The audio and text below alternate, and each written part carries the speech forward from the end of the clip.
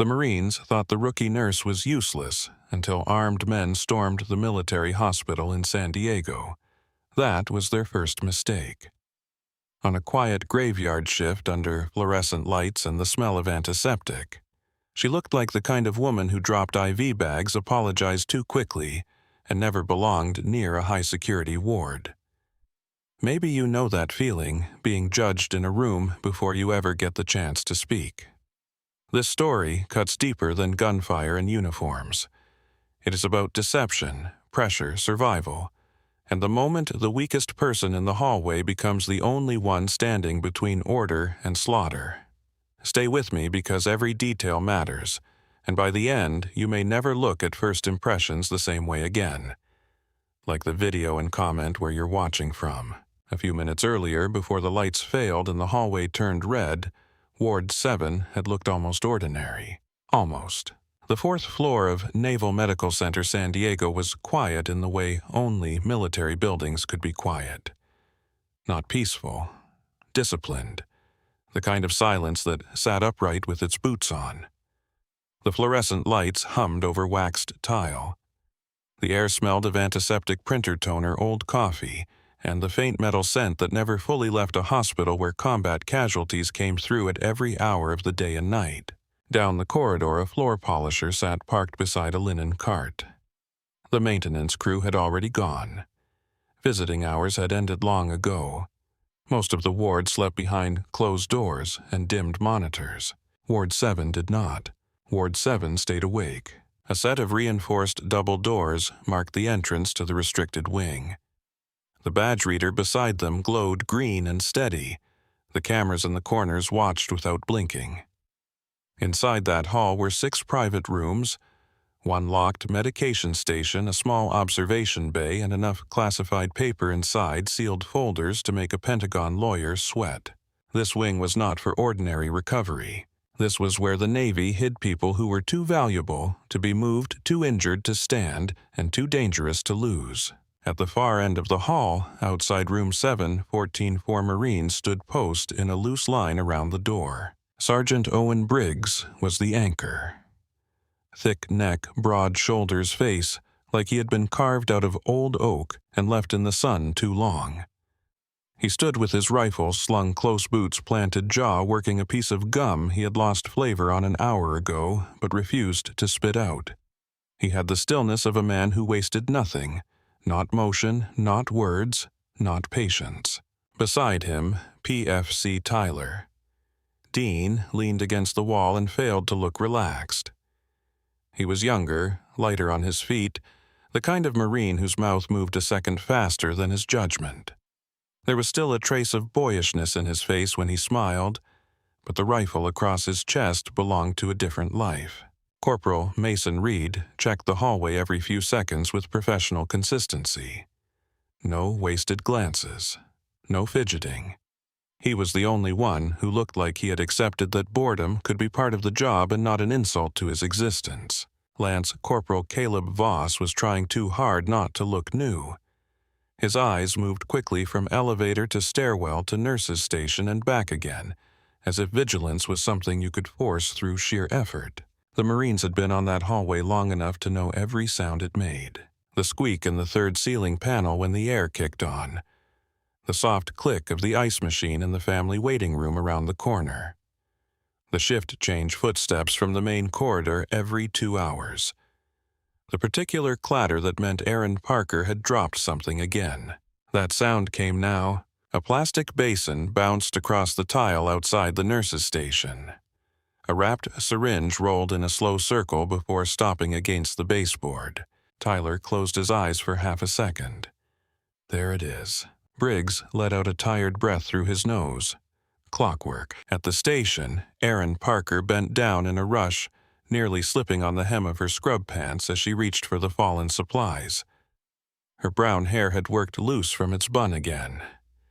A pair of thick glasses sat crooked on her face. The navy blue scrubs hung a little too large on her, making her look smaller than she already was. There was a flush in her cheeks that could have been embarrassment or fatigue or both. "Sorry," she said too quickly. "I had the chart under the basin and then I turned and it just sort of..." She crouched lower as if shrinking might make the moment disappear. Tyler pushed off the wall. "You need a hand, Parker." No, I'm okay." She grabbed the syringe wrapper, missed it once, then got it with both hands. "I'm good." Briggs looked at Reed without moving anything but his eyes.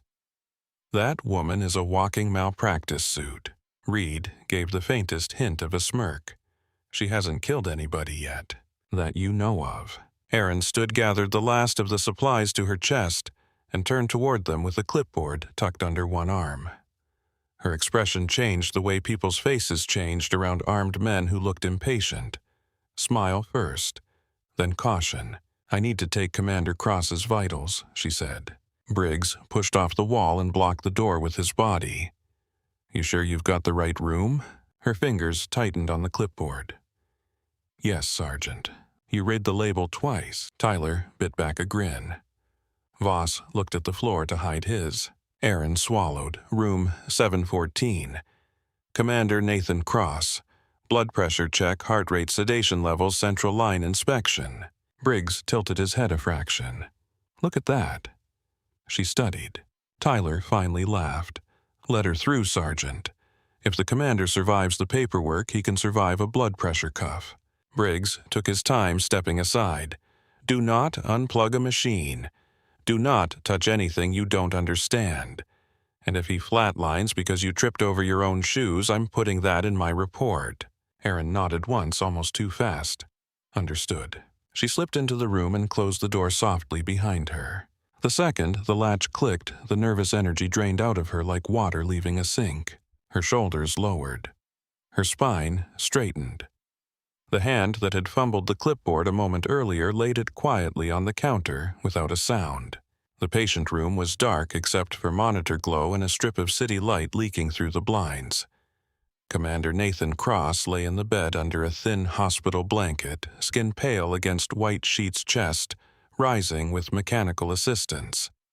A ventilator hissed softly beside him. The rhythm of the cardiac monitor marked time in clean green lines. Cross had once been the kind of man who drew a room around him without trying. Even sedated, even bruised and bandaged, there was something severe in the planes of his face. His left arm was wrapped from wrist to elbow. There were healing cuts at his temple. Beneath the blanket, surgical dressings covered shrapnel wounds and a crushed rib cage that had come too close to folding inward for anyone's comfort. 48 hours earlier, he had been pulled from the wreckage of an armored SUV outside Nogales, Arizona. The blast had flipped the vehicle, shattered the windshield, and killed 2 men in the escort element. Cross survived because chance had thrown him sideways at the moment the undercarriage bomb detonated. The doctors called it luck. Claire Maddox had never trusted luck. She moved first to the window, not the bed.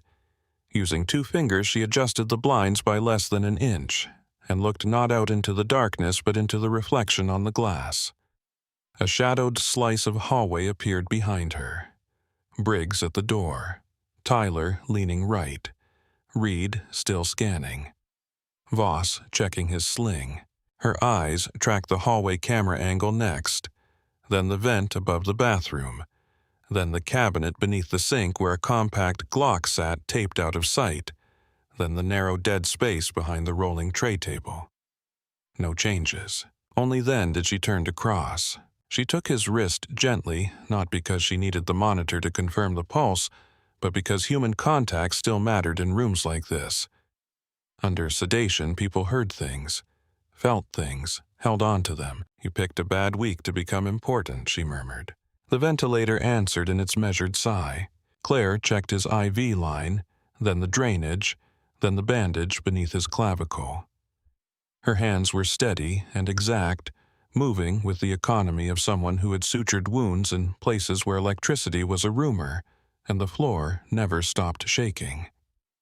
She adjusted a drip rate by a single notch, noted the monitor reading without writing it down, and glanced at the chart only long enough to make the room look routine from the outside.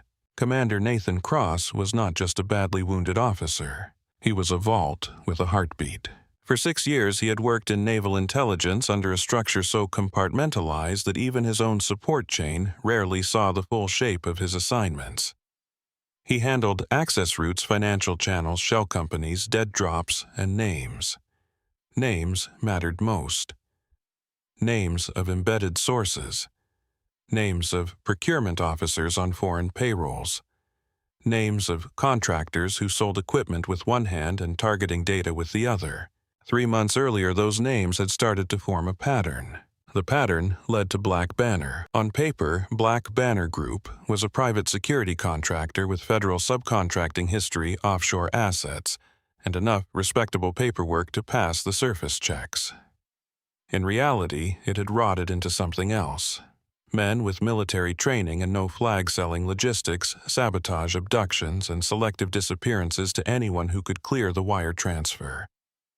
They bought access through front companies, extortion, and compromised officials.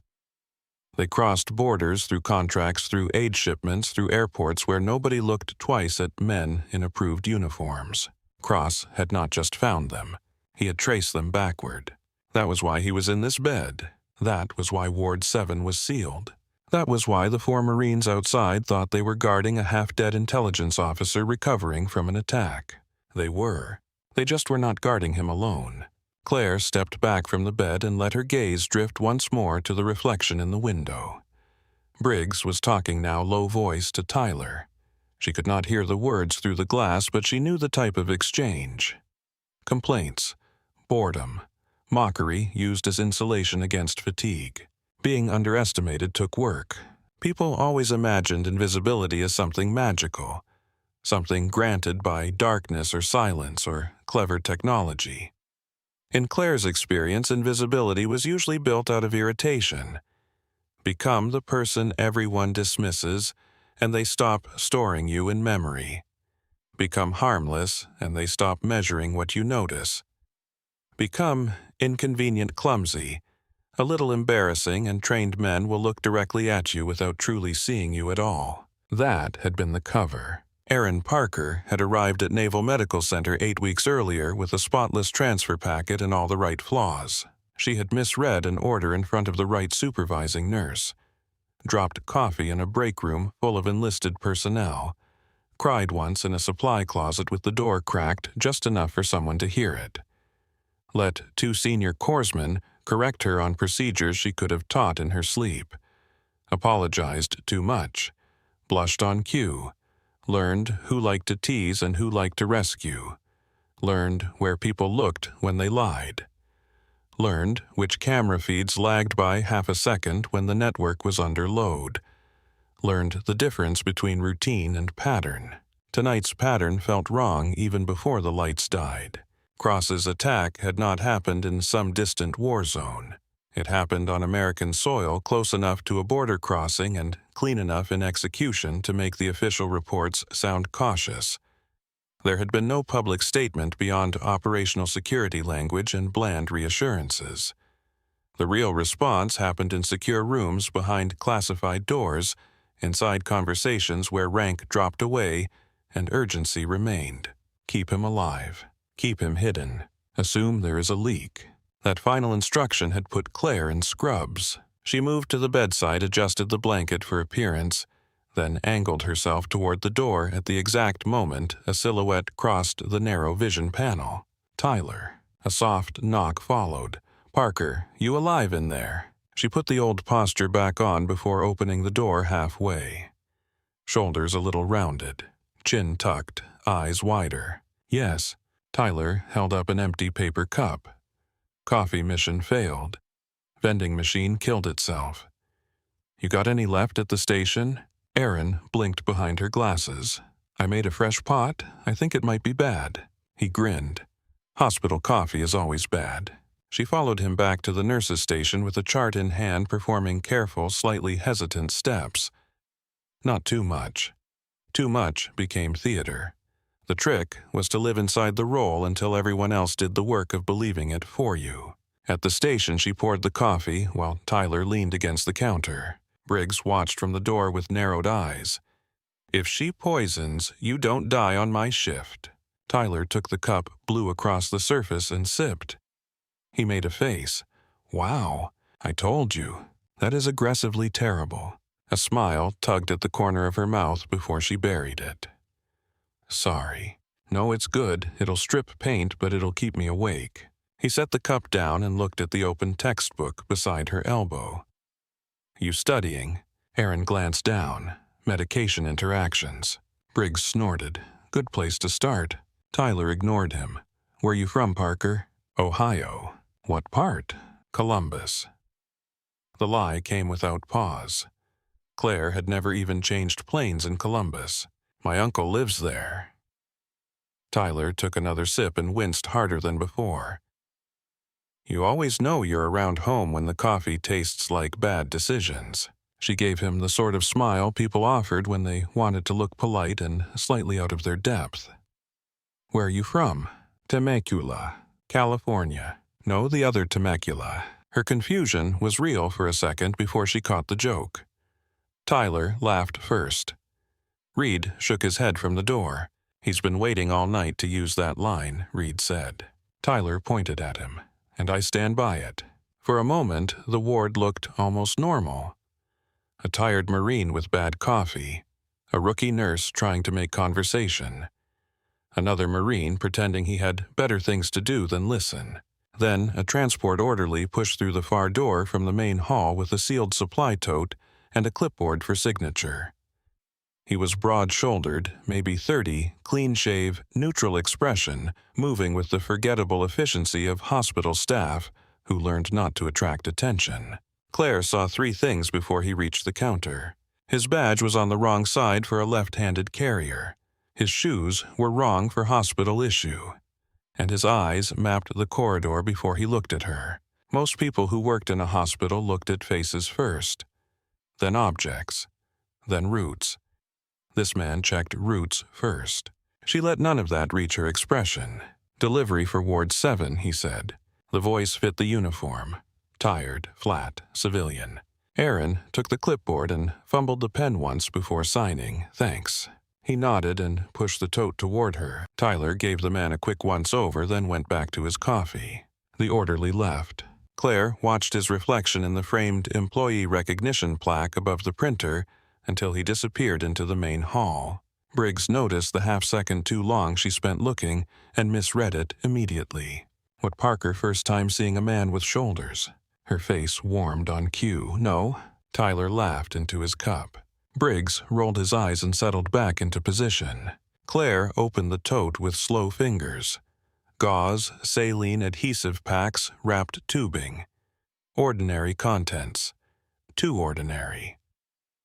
Supply runs to Ward 7 had been locked down since Cross arrived.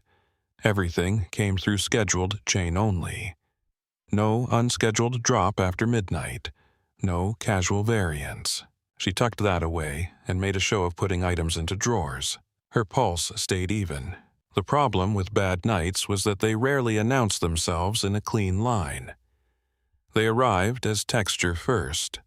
A note held too long. A smell that should not be there. A procedure altered by one small degree.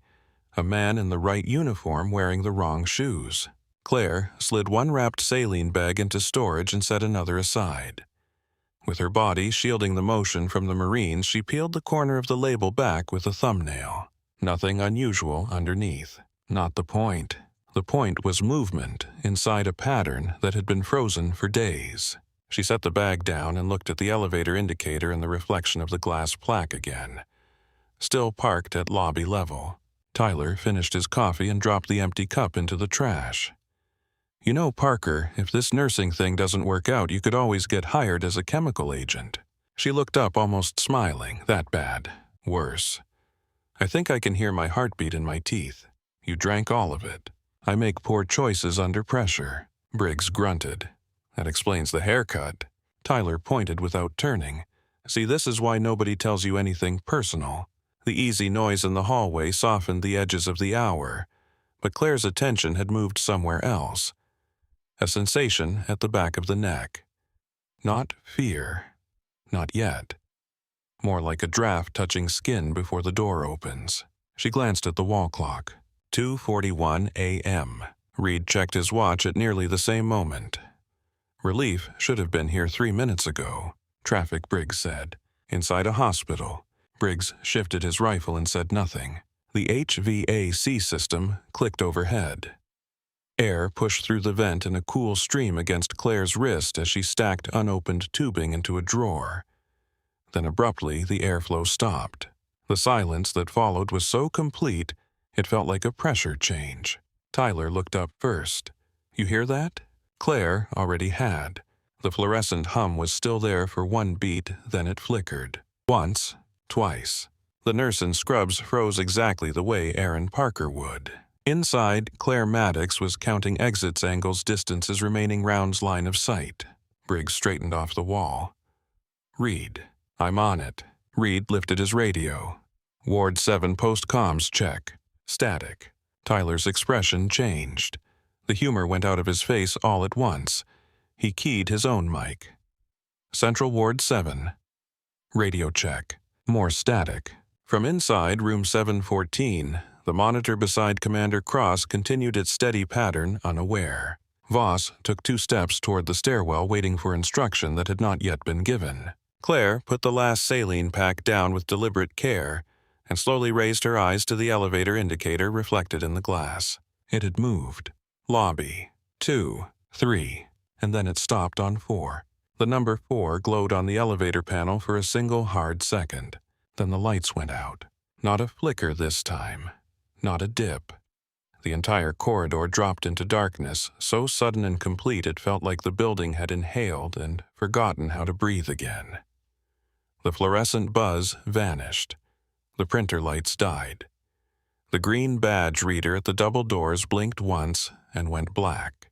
Only the emergency exit signs remained bleeding dim red into the hall. For half a heartbeat, nobody moved. Then Briggs came alive. Dean radio. Reed stairwell.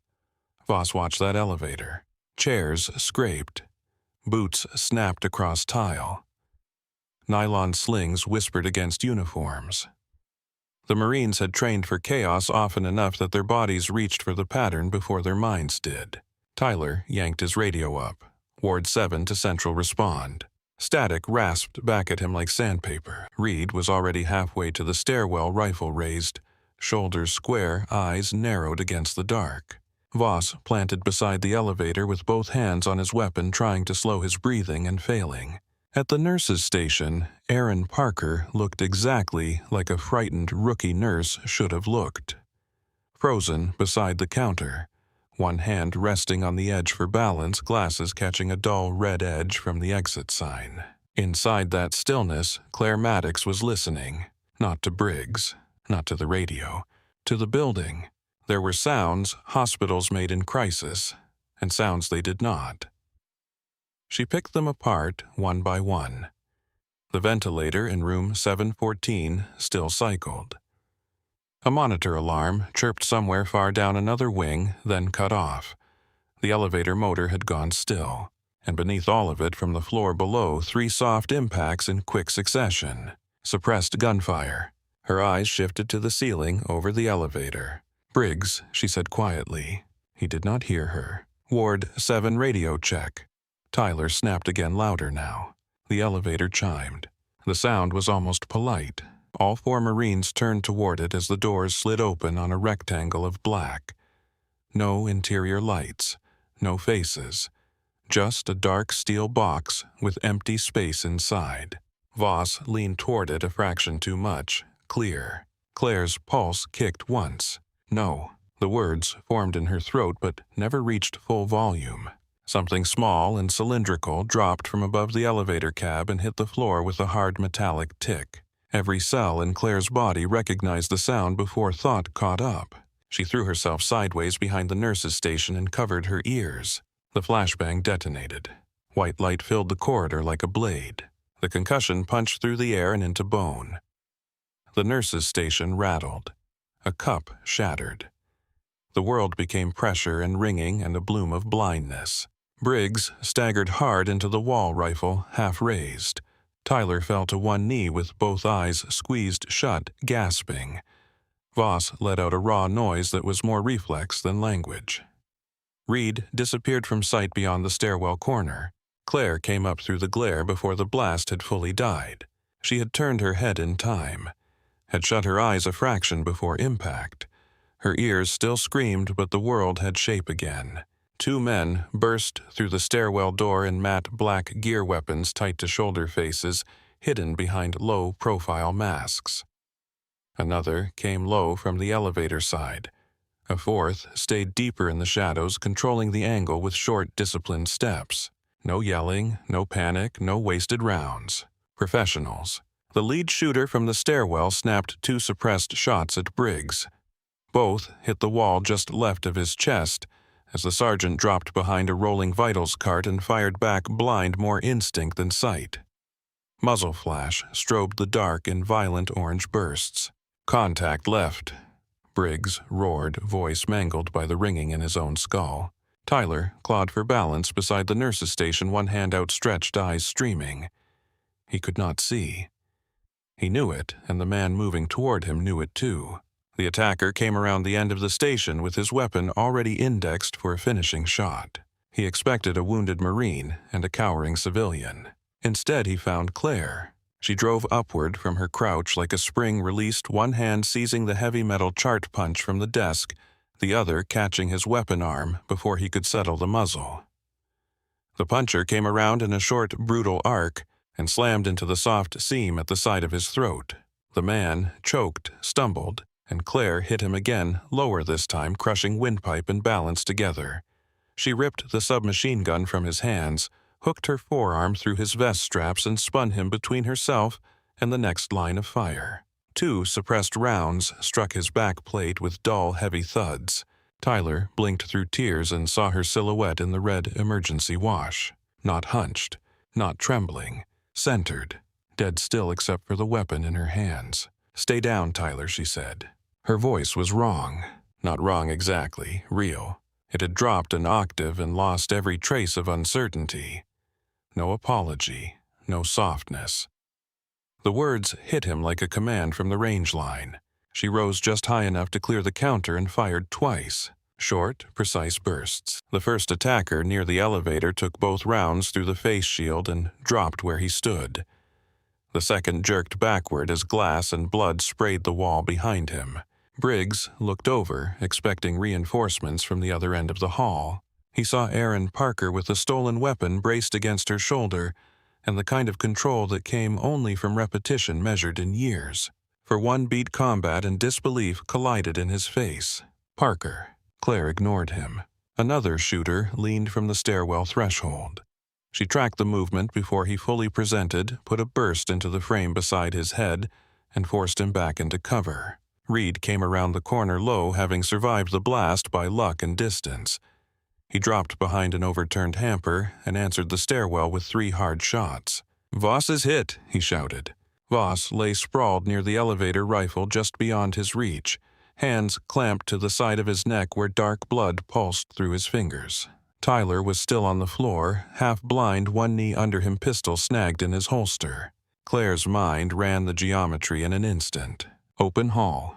Hostile control from 2 entries. 1 man down. 1 wounded and exposed. 1 barely functional. 1 sergeant still finding his senses. No communications. No support. She moved. Sliding over the counter, rather than going around it, she landed hard beside Tyler, stripped the tourniquet from the back of his vest and shoved it into his hands. High on the thigh if you're hit below the belt. Shoulder wound gets pressure only. Tell me where. Tyler stared at her, stunned by the nearness of that voice and the absence of the old one. "I can't see." "Then talk." A round cracked into the laminate above them, showering plastic splinters over her hair. Tyler flinched. "Left shoulder, I think, and leg. I got hit in the leg." She gave him one look, took in the spreading dark on his pant leg, the way he held his shoulder, the color already draining from his face, and made the call. "Leg first, tight now." He obeyed because there was no room left in the moment for confusion. Briggs slammed a fresh magazine into his rifle and came up behind the vitals cart. "Reed, pin that stairwell. Voss, move if you can hear me." Voss did not move. Reed fired again. An answering burst shredded the drywall above him and punched holes through the medication cabinet. Claire rose, braced the captured weapon one-handed, and sent 4 rounds into the elevator frame to kill the flank angle. Briggs, she snapped. His head turned before he could stop himself. The rookie nurse was no longer on that floor with them. In her place stood a compact woman in scrubs with blood on her sleeve, no glasses and eyes so coldly awake they made every joke he had made over the last 3 weeks curdle inside his chest. "We fall back to Cross's room," she said. "Now." Briggs's reflex fought her order on pure habit. "Who the hell do you think you are?" The answer did not come as words first. A black shape broke from the stairwell in a low rush, trying to close the gap while the Marines argued. Claire pivoted and fired without thought, without wasted motion, stitching the man across the visor and collarbone before he got 2 full steps into the hall. His body folded into the tile and slid. Then she looked directly at Briggs. "I'm the reason you're not dead in this hallway, Sergeant. Get your men inside." The force in it cut through him. Briggs swore once under his breath, then shifted instantly to action. Reed, peel back. Dean, move. Move now. Tyler had gotten the tourniquet around his thigh, but his fingers were slipping with blood. Claire yanked it tighter herself until he cried out through gritted teeth. "Good," she said. "Pain means you're here." A fresh wave of gunfire hammered the station from the stairwell side. Reed leaned out to answer and took a ricochet across the forearm. He hissed, switched hands, and kept shooting. "Go," Briggs bellowed. He crossed the open space in 3 long strides, grabbed Tyler by the vest handle and dragged him backward toward the room 714. Tyler's boots skidded, leaving a wet streak behind him. Claire pivoted toward the elevator again, just as another assailant emerged from the black mouth of the cab. She dropped to one knee, fired once into his pelvis, once into his throat, and saw him crumple into the threshold. The weapon clicked empty. She threw it aside, crouched, snatched up Voss's fallen rifle, and glanced toward the wounded lance corporal. Voss's eyes were open-fixed, seeing nothing now. No time. No room. Claire backed toward that patient room, firing measured shots at every silhouette that tried to claim space in the corridor. Reed moved with her covering left. Briggs pulled Tyler over the threshold and disappeared inside with him. The patient room door stood open, pale and rectangular in the dark. Claire hit the frame sideways, swept the rifle in first, and entered on a hard exhale. Reed came in after her. Briggs shoved the door closed with one arm while hauling a heavy visitor chair across the tile with the other. The room shrank instantly around the sound of their breathing. Commander Nathan Cross lay where she had left him, sedated and pale, machines still whispering beside him as if the war outside the door belonged to another universe. Tyler half collapsed at the foot of the bed, struggling to stay conscious. Reed pressed his wounded arm against his side. Briggs planted his shoulder against the door, while Reed shoved the visitor chair beneath the handle and hooked it in place. Wood shuddered under the first impact from outside. Another heavy hit followed, then a rattle at the lock.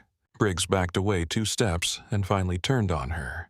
The emergency red light from the hall cut across Claire's face in sharp bands.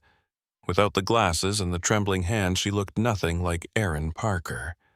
Smaller than any of the Marines in the room, yes. Softer in outline because of the scrubs, yes. But not fragile. Nothing in her now suggested fragility. "Start talking," Briggs said. He had his rifle up, not quite aimed at her chest, not quite lowered either. The betrayal of his own assumptions had made him dangerous. "Who are you?" Tyler sat against the bed frame, trying to breathe through the pain and the blood loss. He looked from Briggs to Claire like he was trying to force the pieces of 2 different people into one shape. Reed said nothing. He was watching her hands. Claire let Voss's rifle slide to the floor. Then she crossed to the sink, dropped to one knee, and ripped away the line of gray tape fixed beneath the cabinet lip. A compact Glock came free into her hand. Briggs stared. Reed's eyes narrowed. Jesus. Claire racked the slide, checked the chamber by feel, and handed the pistol grip first to Reed. "You can still shoot left-handed." He took it automatically. "Yeah. Good. Window." Reed moved to the side of the bed and angled toward the blinds, using the wall for partial cover. The door boomed again under another strike. This one harder, more methodical. "They're assessing the barricade," Claire said. "Not rushing. They think we're boxed and panicked. Let them keep thinking that. Briggs did not lower the rifle. She looked at him at last. Lieutenant Commander Claire Maddox. The title landed with almost physical force. Tyler blinked. Lieutenant Commander. Navy Briggs said the word rough in his mouth. Claire reached to the counter, tore open a sterile trauma pack with her teeth, and crouched beside Tyler. Pressure here, she said, taking his hand and placing it against his own shoulder wound. Harder than you think you need. He obeyed with a gasp. Briggs still had not moved. You're telling me you've been in this ward for 3 weeks playing dress-up while my men stood post in the dark. I'm telling you your post was the visible layer, Claire said. I was the one they weren't supposed to see. Another slam hit the door. Dust shook loose from the frame. Reed looked toward it. They'll breach. Yes. Claire cut Tyler's pant leg with trauma shears, exposing the wound high along the thigh. Entry and exit. Heavy bleeding, but not arterial anymore thanks to the tourniquet. She packed gauze into the wound cavity with 2 fingers fast and merciless. Tyler bit down on a cry. You could warn a guy. You were warned when they shot you. Briggs's jaw tightened. Cross. Why him? Claire taped the gauze in place, then checked the monitor at the bedside without needing to lean all the way over. Commander Nathan Cross was carrying enough embedded names and financial routing data to dismantle a domestic contractor network tied to foreign buyers, compromised officers, and at least 3 wet teams operating stateside. Black Banner wants him dead before he wakes up. They knew a visible guard detail would be here, so they came prepared for the visible guard detail.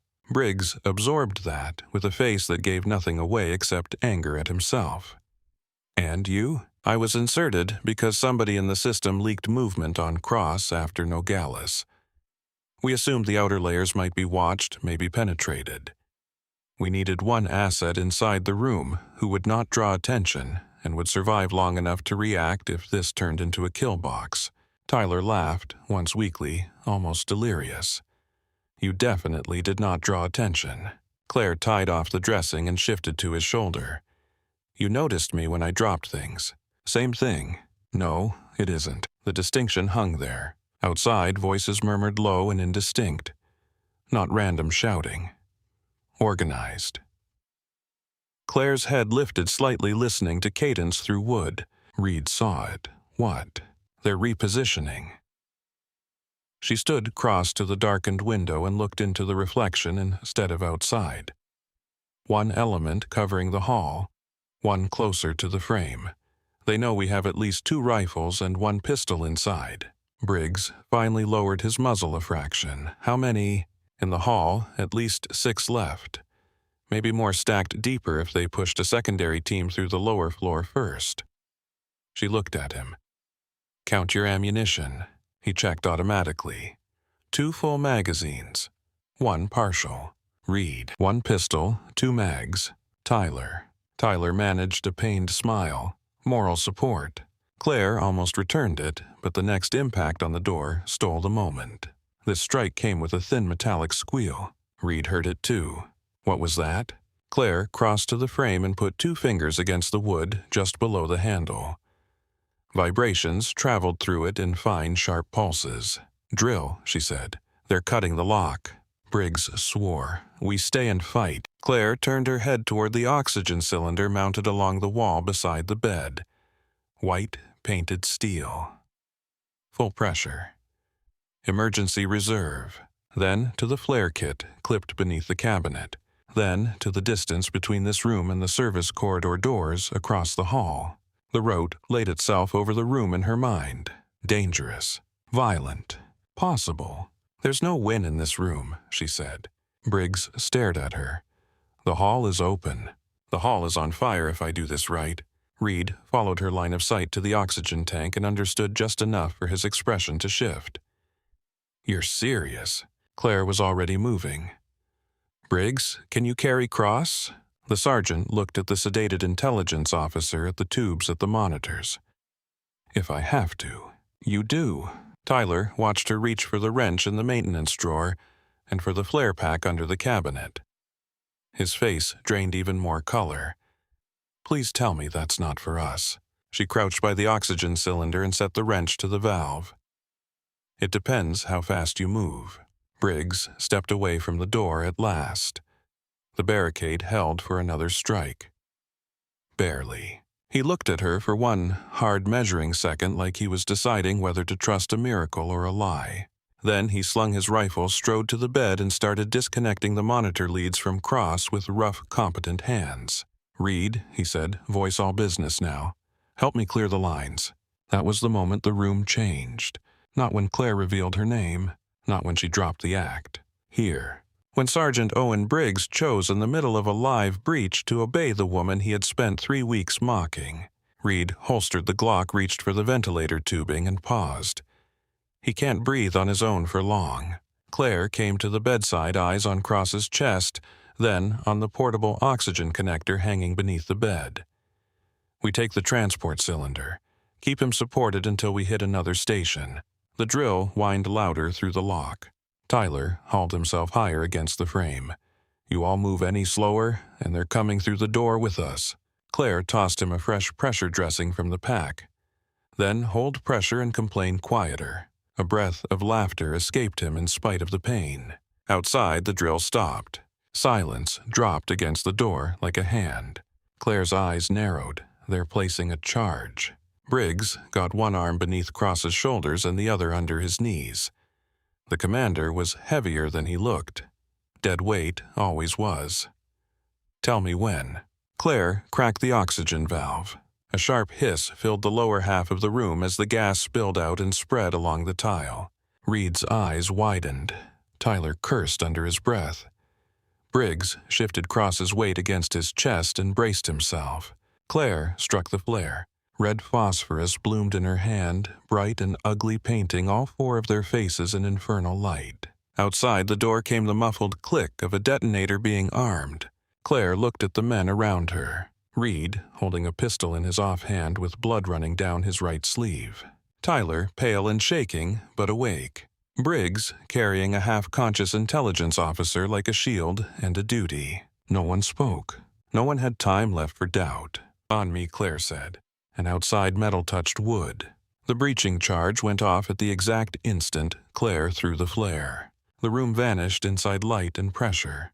A wall of sound slammed through the oxygen-rich air and turned the doorway into a mouth of fire. Wood burst inward in splinters. The visitor chair flew apart. Heat rolled across the ceiling in a roaring sheet, and the first 2 men stacked outside the room disappeared inside the blast with screams that were swallowed by the concussion. Claire had already gone low behind the bed frame. The mattress shuddered above her. Metal fragments punched into the wall where her head had been a heartbeat earlier. On the far side of the bed, Briggs curled over Commander Cross, shielding the unconscious officer with his own back. Reed hit the tile beside Tyler and covered the wounded Marine with one arm. Then the blast passed through. Smoke boiled into the room. Sprinkler water hissed where it struck flame and hot metal. The air stank of burning varnish, powdered drywall, and scorched fabric. Claire was on her feet first. She came over the bed with Voss's rifle in both hands and drove through the shredded doorway without hesitation. The hall beyond had become a furnace lit by emergency red and open flame. One of the attackers lay on his back, amid splintered wood body armor, charred black rifle spinning uselessly beside him. Another crawled through the smoke with one glove on fire, trying to find his weapon by touch.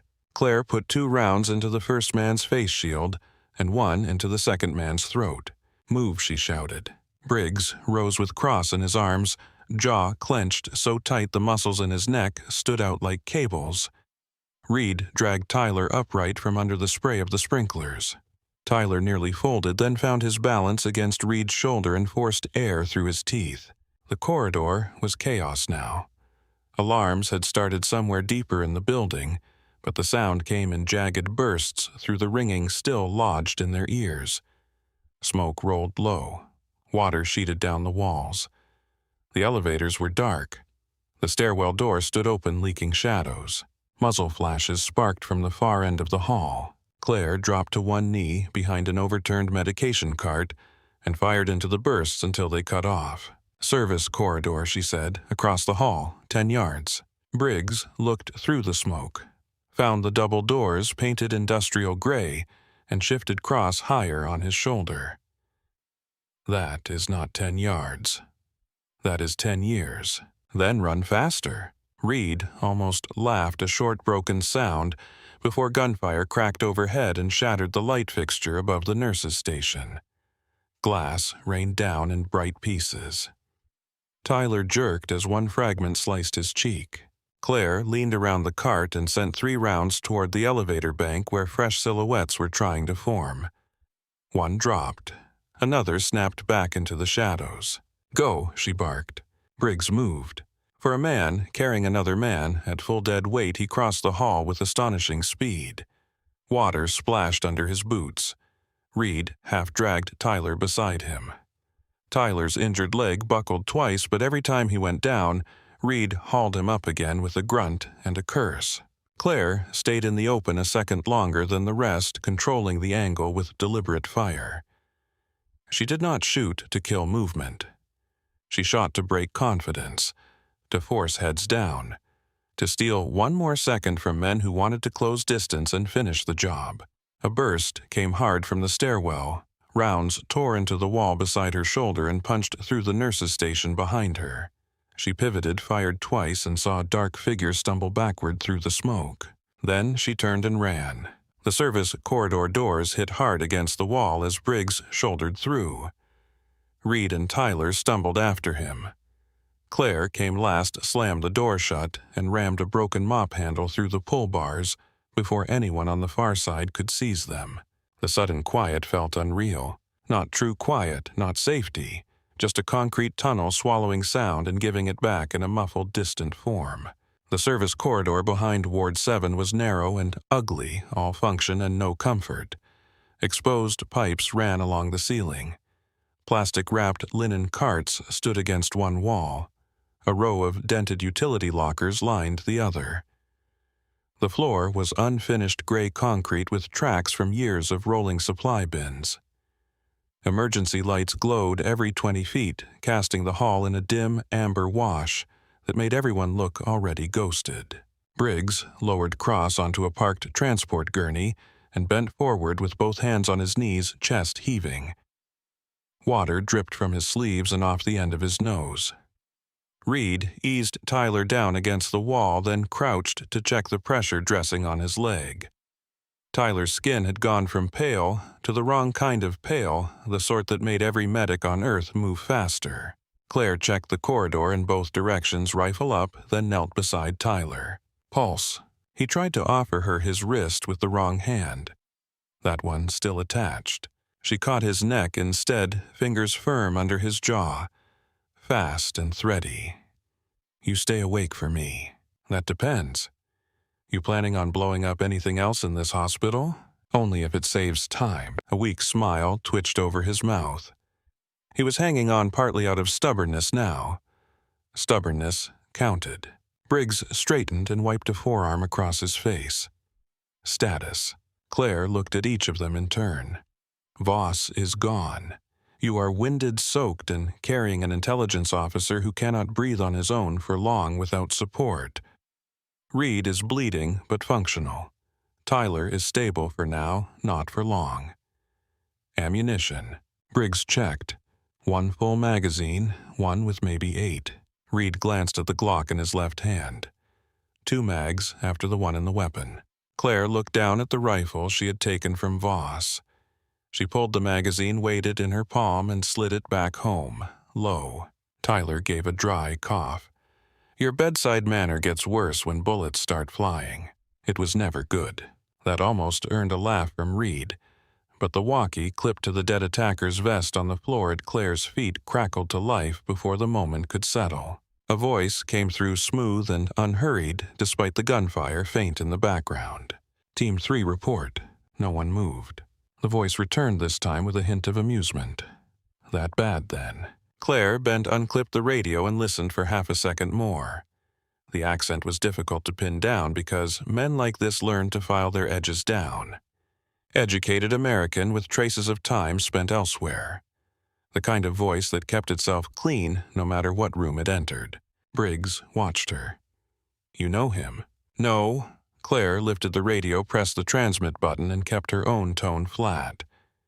"You lost your people on 4. A pause. When the voice came back, it had sharpened with interest. "So it is you." Briggs' head turned. The man on the radio continued.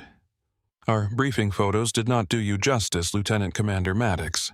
Claire leaned one shoulder against the concrete wall, eyes still scanning both ends of the corridor. "You should ask for a refund." A low chuckle. Garrett Shaw. The name landed cold.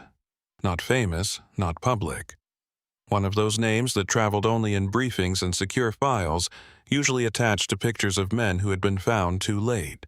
Claire said nothing. Shaw took that as invitation enough. "You are better than the hospital staff report suggested. I was expecting a frightened nurse and 4 Marines with average hallway discipline. Instead, I lost a breach element and got a hallway full of fire. You sound disappointed." "Actually, I am curious.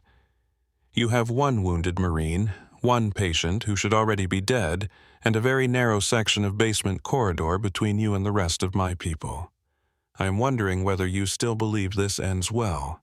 Claire's gaze moved to the ceiling, to the camera dome at the far junction, then to the red sprinkler pipes above them. "I do not spend much time imagining your outcome." She released the transmit button.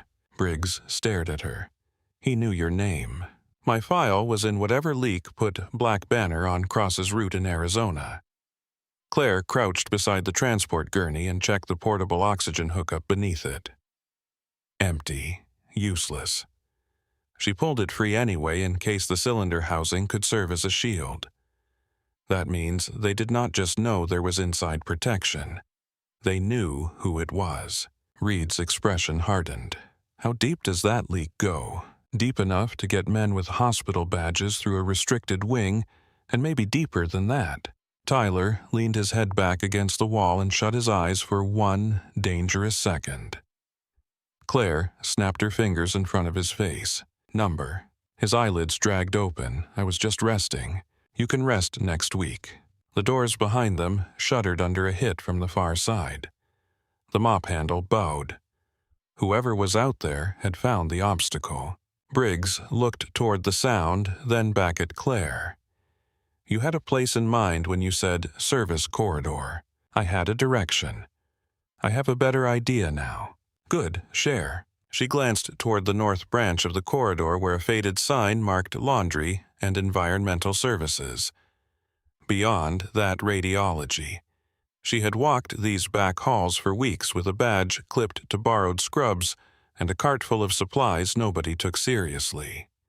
She knew which corners stayed cold, which cameras fed to central monitoring, which doors defaulted locked when power dropped, which departments had backup battery systems, and which rooms in the hospital could kill armed men without firing a shot. Not yet. "First things first. We move toward radiology," she said. "There's a trauma kit station outside imaging and enough cover to buy us a minute. I patch Tyler properly. We keep Cross breathing. Then we solve the rest." Briggs looked down at the unconscious commander on the gurney. He should be in an ICU, not on a laundry route during a gunfight. He should have been in a safe house in the desert with 2 decoy convoys and a false death certificate, Claire said. "Work with what you have." The service doors behind them boomed again, louder this time. The wood around the narrow observation glass started to crack. Reed pushed up from his crouch. "Then let us move." They formed quickly because there was no other choice. Claire took point with the rifle. Briggs pushed Cross's gurney one-handed while keeping his own weapon close with the other. Reed stayed on Tyler's wounded side, supporting most of his weight. Tyler tried to carry himself anyway. Jaw tight, pride fighting blood loss every step. The corridor bent twice before opening into a wider utility artery that ran parallel to the main patient wings. Here the building sounded different. Emergency alarms bled through concrete. Somewhere above them, a code announcement started and cut off mid-sentence, replaced by raw static. The smell changed too. Less antiseptic now. more bleach-damp linen machine oil, and the faint copper trace of burst pipes or blood carried on wet clothes. Claire moved with the silent economy Briggs had first seen in the room.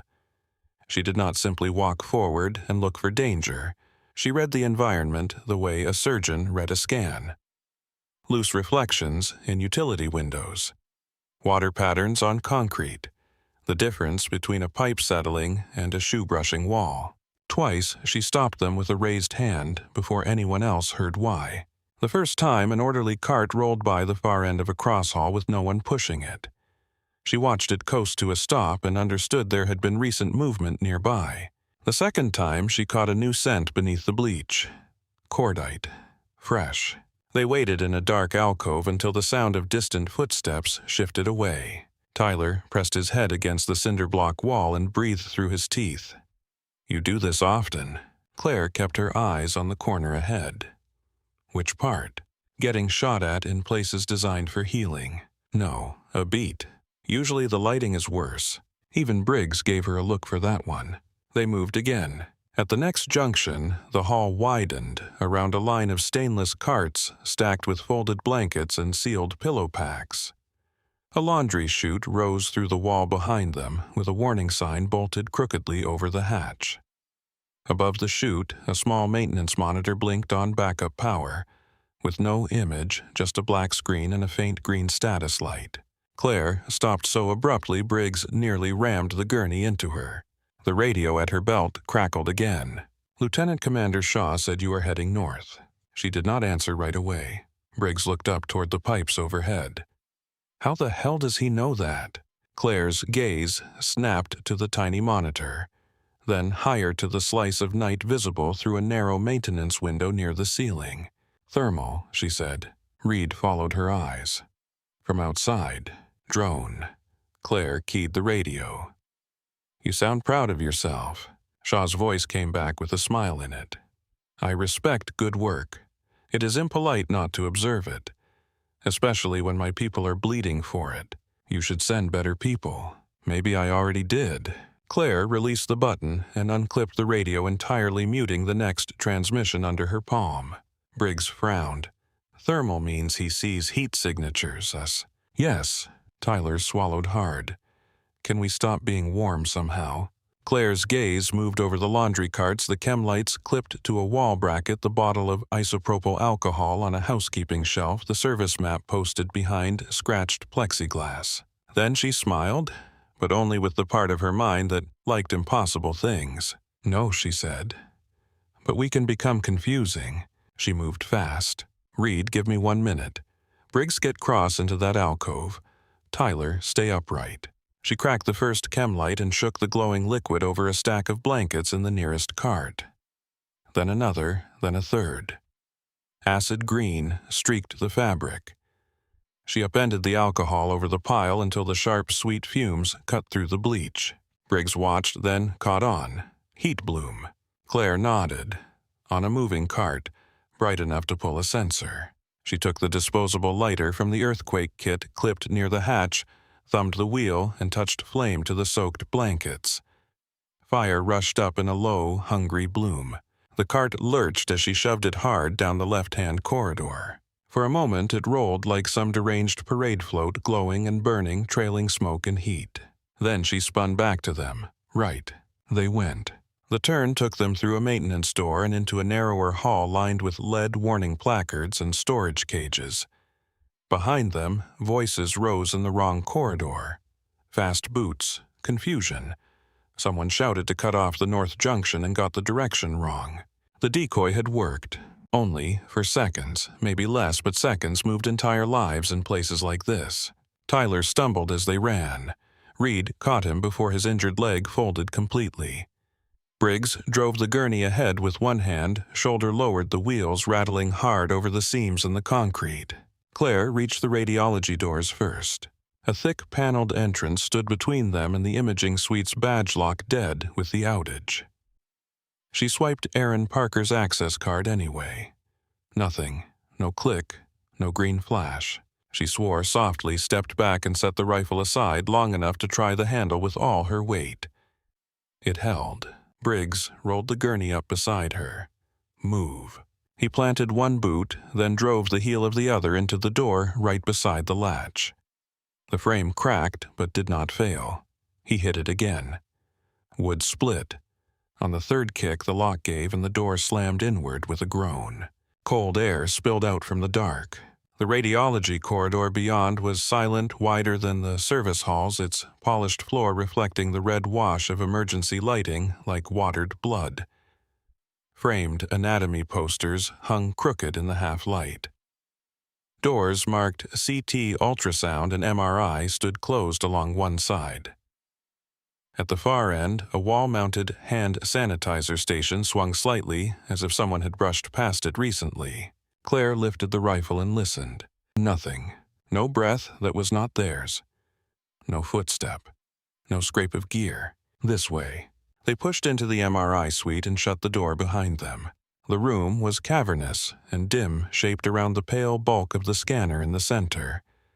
Even with the main lights dead, backup indicators glowed from the control room glass, tiny points of amber and red. The machine itself sat like a white beast asleep on the floor, all smooth curves and clean menace. Warning signs on the walls seemed to float in the dark. Strong magnetic field. No ferrous objects beyond this point. Briggs dragged the gurney in and finally let himself breathe. Tyler sagged onto a rolling stool and almost slid off it. Reed caught him under the arm and guided him onto a padded exam table instead. Claire locked the suite door, then crossed to the cabinets with the certainty of someone who had walked the room before and remembered what each drawer held. Trauma kits, sterile packs, saline flushes, pressure dressings, sutures, lidocaine, intubation meds, portable pulse oximeter, pen light, non-magnetic fiberglass splints. Her hands flew. Briggs' flashlight. He pulled his phone free, thumbed it on, and held the light over Tyler's leg while Claire cut away the rest of the soaked pant fabric. The wound looked worse under proper light. The tourniquet had slowed the bleed, but the improvised movement through the corridors had reopened tissue around the exit wound. Blood ran sluggish and dark down the side of the table. His shoulder wound was less dangerous, more painful, but it would cost him function if they had to move again before she could stabilize it. Tyler looked at the tray she laid out and laughed once in disbelief. "Tell me you have a better plan than sewing me on a counter in a dark MRI room. You are not on a counter. That is your correction." Claire injected local anesthetic along the wound track with swift, efficient motions. Tyler hissed. "You know, when you were pretending to be incompetent, I bought all of it. Everyone did." Briggs angled the flashlight closer, not helping. Tyler turned his head toward him. "I'm trying to stay conscious. Mockery is part of my treatment plan." Reed leaned against the wall near the door, Glock up in his left hand listening for movement outside. Blood had soaked through the sleeve on his right arm, but he was too disciplined to mention it. Claire looked over without lifting her hands from Tyler's leg. "Take your sleeve off." Reed did not turn. "I'm fine. You are dripping on the floor. That means I am still full enough to matter." Briggs almost smiled in spite of himself. Claire cleaned the wound, found the torn vessel, and set to work. Her face changed as soon as the problem narrowed into anatomy and solution. There was no visible strain, no flourish. She stitched with a precision that felt almost private, as if the noise and heat and smoke from 10 minutes earlier belonged to someone else's memory. Briggs watched the transformation with growing silence. He had seen competent corpsmen in the field. He had seen doctors in trauma tents with sleeves rolled to the elbow and blood on their masks. He had seen Marines shoot straight under pressure. He had not until tonight seen all of those things live comfortably inside one person wearing oversized scrubs and a pair of fake glasses. Tyler's breathing evened under the local anesthetic in sheer exhaustion. He stared at the ceiling while Claire worked. Was any of it real? He asked after a while. Claire did not pretend not to understand. Enough of it. The clumsy part. That was not real. The coffee. She tied off a stitch. That was real. He gave a tired bark of laughter that turned into a grimace. Briggs shifted the flashlight to follow her hand. "How long have you been here?" In the hospital or the Navy? Either. The hospital 8 weeks. The cover build started before that. The Navy longer than you need to know. Reed finally peeled his eyes from the door for half a second. Black Banner knew enough to come for Cross inside a military hospital. You said that meant the leak was deep. Claire packed the wound with fresh dressing and taped it down. Yes, you think someone on base opened the door. She did not answer immediately. That was answer enough. Briggs looked at Cross, lying unconscious on the gurney near the wall ventilator, now silent oxygen line disconnected, face pale in the low light. Then, if they fail to kill him here, they will try to intercept any extraction. Claire moved to Tyler's shoulder and checked range of motion with careful fingers. Yes. You say yes to a lot of terrible things. It saves time. She irrigated the shoulder wound, closed what needed closing, then wrapped it snug. Tyler's skin had a little more color now. Not good color. Better color. When she finished, she stripped off bloody gloves and looked him in the eyes. You are not dying tonight. Tyler let that settle, that an order. Yes. He nodded weakly. Okay.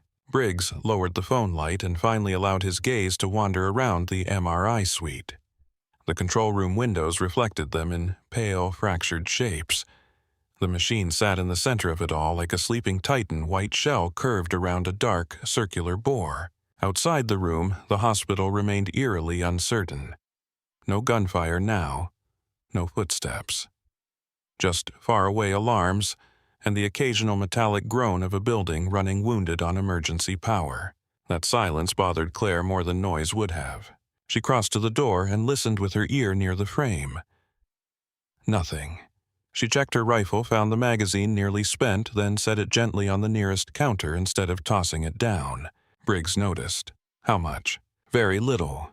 Reed checked his own weapon. Same. Briggs dug for his remaining magazine and slid it home with a hard click. Then, this is our last stand.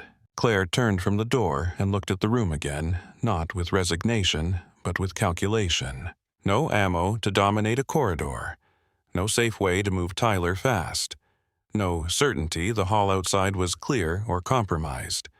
No comms, no clean extraction route. Her eyes lifted to the MRI console mounted on the wall just beyond the glass. A tiny red status light blinked there in the dark. Once. Twice. She stood very still. Briggs followed her gaze. What? Claire took 2 steps toward the machine. The room seemed to narrow around the sound of her wet shoes on tile. She looked at the warning placard, then at the emergency panel beside the control room, then down at the rifle in her hand, and the steel clips on Briggs's vest, and the metal frame of the gurney. A thought arrived whole, not from hope, from memory. From training modules and hospital orientation lectures no one else had listened to because no one else in the room had been trying to learn how to turn every object in a building into either cover or weapon. She crossed to the side of the scanner and laid her palm against the casing. Cold. Then she leaned close and listened. Beneath the hush of the room, beneath the distant alarms and Tyler's breathing and the faint crackle from the abandoned radio at her belt, she heard it. A thin, steady whine. Not the full roar of normal operation, but enough. Briggs watched her profile in the dark. Claire. She looked back at him, and for the first time since the shooting began, something like satisfaction touched her face. The backup circuit, she said softly. Reed frowned. What about it? Claire's gaze shifted to the giant white ring at the center of the suite. Then she smiled. Claire's smile was small and utterly without warmth. Briggs saw it and felt something inside him tighten. He had seen men smile in combat before. Usually it came from too much adrenaline or too little sense. This was neither. This was the expression of someone who had just found a knife hidden in a room full of rules everyone else had forgotten. Reed pushed off the wall, still guarding the door. Say it. Claire stepped to the control panel and ran her fingers over the backup indicators. Most of the board was dead. A few tiny lights remained alive on emergency reserve, glowing like embers in the dark. The main power is down, she said. The room should be dead. But the magnet is not. Tyler turned his head from the table, face pale and slick with sweat. I am very medicated and very tired, so help me out. Why is that bad? Claire did not take her eyes off the machine. Because if the superconducting field is still holding on battery support, that scanner is still hungry. Briggs looked from her to the MRI and back again. Hungry for what? Metal. The word hung in the room. Reed's gaze drifted to the rifle in his own hand, then to the clips on Briggs's vest. The buckles, the side plates, the sling hardware, the magazine, base plates. He swore softly. Claire touched the edge of the glass covering the emergency panel beside the wall. Behind it sat the bright red quench switch, the last resort release that dumped coolant and collapsed the magnetic field in a controlled emergency. If they come in heavy, this room will kill their momentum for us. Briggs frowned. For us, not for them. It depends where they stand and what they are wearing. Tyler let out a weak breath that could have been a laugh. Of course it does. Claire moved in a tight circle around the machine, measuring distance with her eyes. The scanner sat in the center of the suite like a pale altar broad enough to dominate the room and smooth enough to look almost harmless, unless you knew what lived inside it. Beyond it, the control booth windows reflected a broken image of all four of them in the low red light. She stopped near the warning line on the floor. Briggs, how much steel are you carrying? He looked down at himself, then at her expression, then began counting aloud because she had forced everyone into that mode already. Rifle magazines, vest plates, knife, sidearm, belt buckle, boots. Reed. Same. Tyler lifted his uninjured hand a few inches. I have one hospital gown and an opinion. Claire nodded once. Good. That makes you the least dangerous thing in the room. Briggs was still watching the machine. If the field is live, why has nothing moved? Distance. The strongest pull is close to the bore, but it does not need to throw a man across the room to ruin his day. It only needs to make him fight his own gear. Reed's eyes narrowed. And you trust this? Claire glanced at him. I trust physics more than I trust men who breach hospitals at 2 a.m. The radio at her belt hissed with static, then Garrett Shaw's voice slid through it again. You have stopped moving. No one answered. Shaw went on as if he were speaking into an empty room for his own amusement. That usually means one of 3 things. You are dying, you are praying, or Lieutenant Commander Maddox has found something clever. Claire picked up the radio, pressed the transmit button, and kept her voice level. You should come see. A soft chuckle. I intend to. She let go of the button and clipped the radio back at her waist. Briggs stared at her. You want him here. I want him overconfident. He already is. Claire turned from the control panel and faced the room. Then we make it expensive. She pointed in quick succession. Briggs, strip everything with steel and put it in the control booth. Rifle vest, sidearm knife magazines, helmet if you still had one. Reed, same. Keep the Glock if you have to, but do not bring it closer than you can control. Tyler, stay where you are. If things go bad, you get flat and you do not move unless I drag you. Briggs did not move at first. It was not defiance now. It was the natural resistance of a Marine being told to take off the things that made him feel like a Marine in a gunfight. Claire met his eyes. Your armor becomes an anchor if that door opens and the pull wakes up. Reed was already stripping his sling. Pain twisted across his face as he shrugged his wounded arm out of the vest, but he did it without complaint. He placed the gear carefully on the control booth floor and stepped back in only his sweat-darkened undershirt and camo trousers. Briggs followed a second later with grim reluctance. His vest hit the floor harder than Reed's. He laid his rifle beside it, then unclipped his knife and sidearm. Without the layers, he looked even larger, but strangely less protected, like an animal skinned down to muscle and stubbornness. Tyler watched them with exhausted disbelief. I missed 10 minutes ago when the worst idea in this room was exploding a patient room.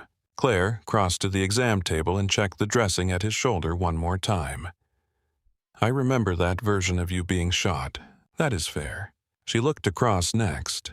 The commander still lay unconscious on the transport gurney, face calm in the artificial half-light, as if his body had decided to abandon the entire conversation. The blanket had slipped to one side during the rush to radiology. Claire adjusted it automatically, then pulled the gurney back farther towards the wall at the edge of the room. Briggs saw the gentleness in the motion and did not comment on it.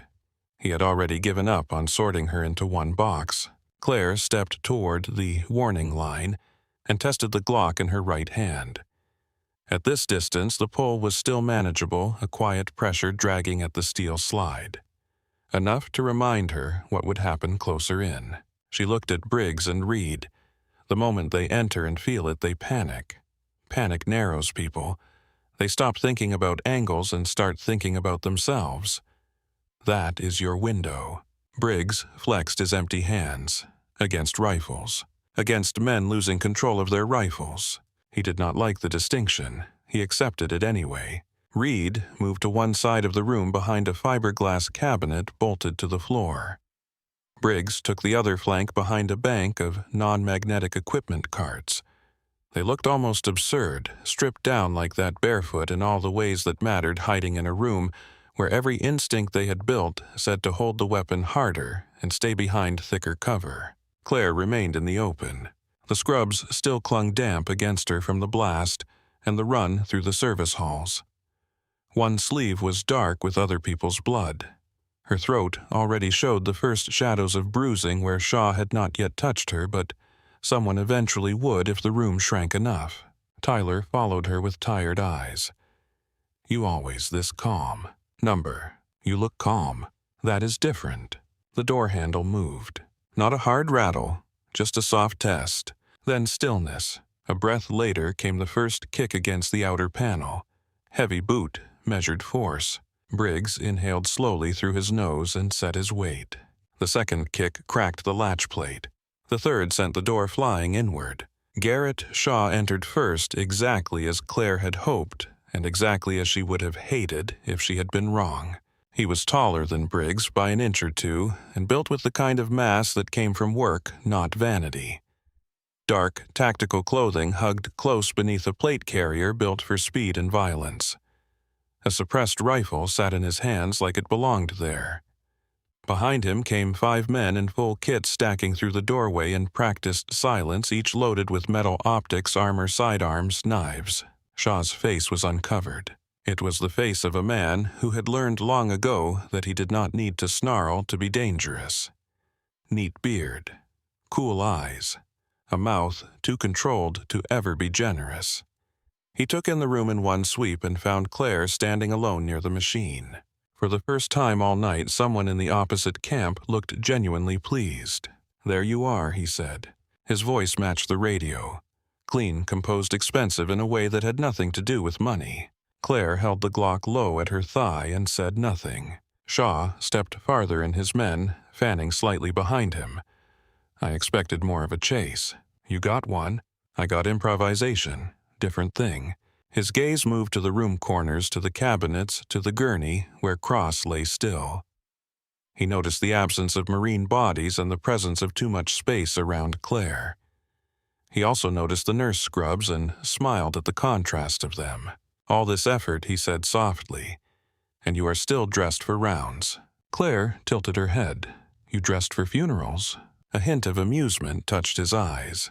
He respected sharpness the way some men respected expensive watches. Mostly because they thought they could own it if they took it from the right corpse. "Where are the Marines?" he asked. She let her gaze drift toward the far wall. "One bleeding out, one hiding, one dead. Pick the version you like." Shaw's men moved farther inside. Too far. Claire could feel the pull on the Glock now, a subtle, hungry vibration in the slide. It trembled against her palm. Shaw noticed the tiniest change in her grip and frowned. His boots crossed the painted warning line. He took one more step. The room changed. It happened first as a strange jerk in the rifle hanging from the hands of the man nearest the door. He tightened his grip instinctively. The muzzle twitched sideways toward the scanner. A second mercenary felt it in the steel plate at his chest and stopped, eyes narrowing beneath the edge of his mask. Claire raised one finger and pointed to the warning sign mounted over Shaw's shoulder. "Strong magnetic field," she said. "Usually, people read that before they walk in." Shaw understood half a second too late. Back he snapped. Claire opened her fingers and let go of the Glock. The pistol did not fall. It ripped backward out of her hand with savage speed and slammed into the mouth of the MRI bore with a metallic crack that echoed through the room like a snapped bone. Then everything broke loose. One of Shaw's men lost his rifle first. It tore sideways across his body, wrenching his shoulder with it, then flew from his grip and smashed into the scanner casing. Another tried to step back and found his plate carrier pulling him forward with an invisible hand. A knife came free from someone's vest and whipped through the air hard enough to gouge the side panel. The room filled with shouts for the first time. Not commands. Surprise, pain, instinctive ugly sounds from men whose own equipment had turned traitor. Shaw planted his feet and fought the drag on his rifle, trying to muscle it free of a force he could not see and had not fully believed until now. The weapon yanked in his hands, barrel slewing toward they. 4. He released it at the last possible instant to keep from being dragged off balance, and the rifle shot away with brutal force, striking the machine hard enough to spark. Now Claire shouted. Briggs and Reed exploded from cover. Briggs hit the nearest mercenary while the man was still clawing at the quick release on his vest. With no rifle and no armor of his own to betray him, Briggs moved like an avalanche in human form. He slammed his shoulder into the man's ribs, drove him into the tile and hammered a forearm across his throat until the struggle turned to panicked flailing. Reed came from the opposite side wielding a fiberglass stool in his good hand. He swung it with all the discipline he had left, cracking it across the back of another attacker's knees just as the man lurched against the pull of the magnet. The mercenary collapsed with a scream, and Reed drove the broken stool edge into his jaw. Claire went straight for Shaw. He had already stripped free of the worst of the pull by releasing the rifle, but his plate carrier still dragged at him. Metal clips, magazine lips, steel fasteners. All of it tugged his center offline just enough to matter. He reached for the quick release, and Claire closed the distance before he found it. She struck first with the heel of her palm under his chin. His head snapped back, but he barely yielded. He came down with a short, brutal elbow that would have broken most noses in the room. Claire slipped inside it and drove 2 knuckles into the nerve line at his neck. He grunted, then caught her wrist with frightening speed. For an instant they were close enough that she could smell cordite and expensive soap under the sweat on him. "You are good," he said through clenched teeth. She twisted free and answered with her forehead driving it hard into his cheekbone. He staggered half a step and ripped the release on his vest. The carrier flew off him as if yanked by a giant hand and slammed into the scanner with a thunderous clang. 2 more men cried out as the shifting field and flying metal caught them wrong. Shaw came free of the worst of the drag and drew a knife. Steel. The blade snapped sideways toward the bore the moment it cleared the sheath, pulling his hand offline. He fought it down, correcting with brute strength and training. Claire saw the adjustment and entered on it closing before he could reset. He slashed. The blade cut air where her throat had been. She trapped his wrist, turned under the arm, and tried to break the elbow. He countered by driving his shoulder into her sternum hard enough to send both of them skidding across the tile. Behind them, the room had become a nightmare of physics and flesh. One mercenary was pinned chest first against the scanner housing by his own plate carrier feet, kicking uselessly for traction. Another had both hands wrapped around the frame of the doorway, trying to haul himself backward, while the steel toes in his boots and the sidearm at his hip dragged him inward. Briggs tore a magazine pouch off a third man and used the moment of imbalance to smash the heel of his palm into the attacker's nose. Reed lost the stool, found a fiberglass IV pole, and cracked it down across another man's forearms. Tyler lay flat on the table exactly as told, one arm over his bandaged shoulder, eyes wide with medicated disbelief. Shaw got one hand to Claire's throat. The squeeze came on fast and merciless, cutting air and leverage together. He rolled on top of her, using his weight the way larger fighters always did once subtlety had failed. His face hovered inches from hers, composed again in the worst way. "Clever room," he said, voice low and steady in spite of the chaos around him. Still, just a room. He tightened. Black pressed at the edges of Claire's vision. She drove a knee toward his ribs. He blocked with his thigh and slammed her wrist against the floor hard enough to numb the fingers. The room blurred. She could hear Briggs shouting something in the distance, or maybe Reed, or maybe only blood in her ears. Her free hand searched across tile. Nothing. A cable. A plastic wrapper. Then the cold cylindrical shape of a syringe. One of the meds she had laid out for Tyler on the tray before Shaw came through the door. In the fight, it had fallen to the floor and skidded close enough for luck to masquerade as timing. Claire did not know which medication it held until her fingers found the plunger. Did not matter. She drove the needle into the side of Shaw's neck and buried it to the hub. His eyes widened.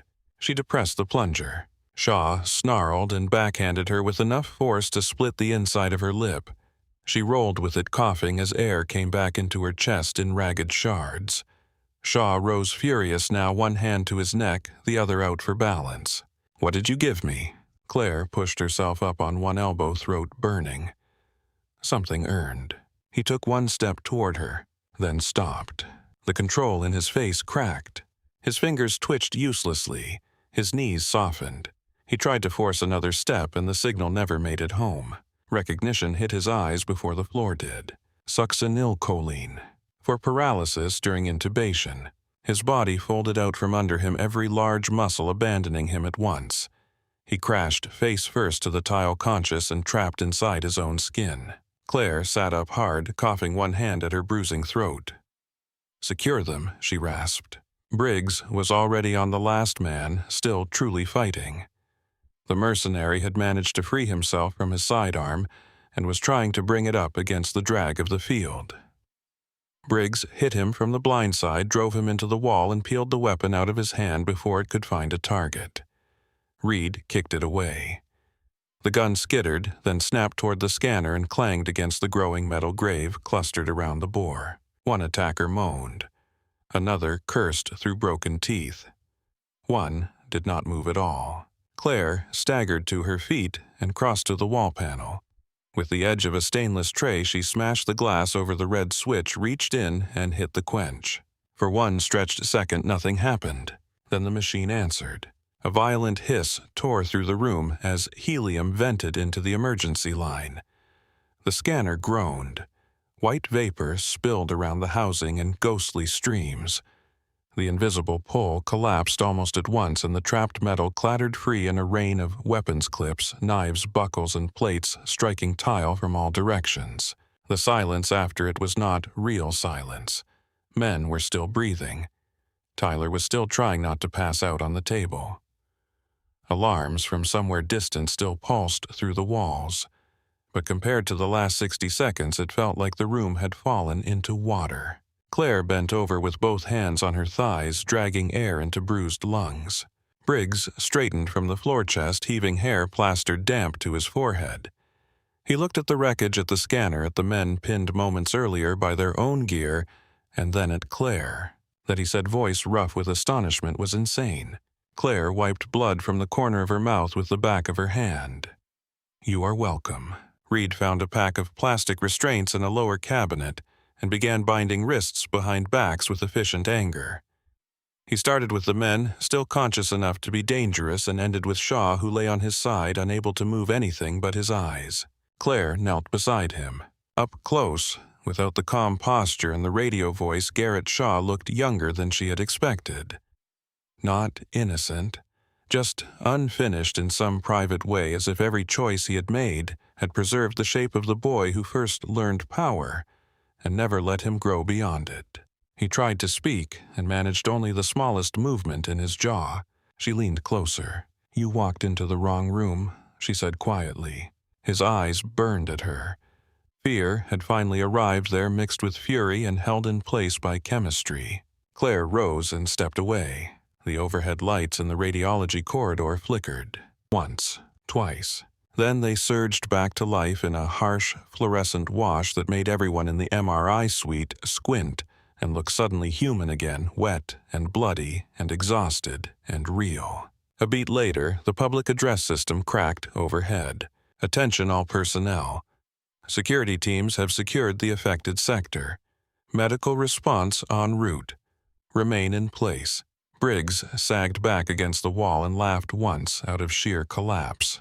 About time. Tyler let his head thump back against the exam table. Please tell me that means this knight hates us less. Reed did not laugh. Claire did not move. The PA repeated the message with the same calm voice. Something in it rang wrong at once, not in the words, but in the structure. Too broad. Too clean. Wrong channel for a live hostile event in a military medical center. Wrong terminology for who should have it. Wrong timing. Briggs saw her stillness and pushed away from the wall. What? Claire listened through the second announcement, eyes narrowing. Did you tell anyone we were in radiology? Number. Reed. Number. Tyler. He made a pained face. I have been mostly busy getting shot. Claire nodded once already there. Exactly. Briggs straightened a little more.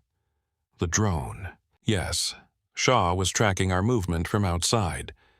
If that feed is still live, whoever is holding the other end knows exactly where we are.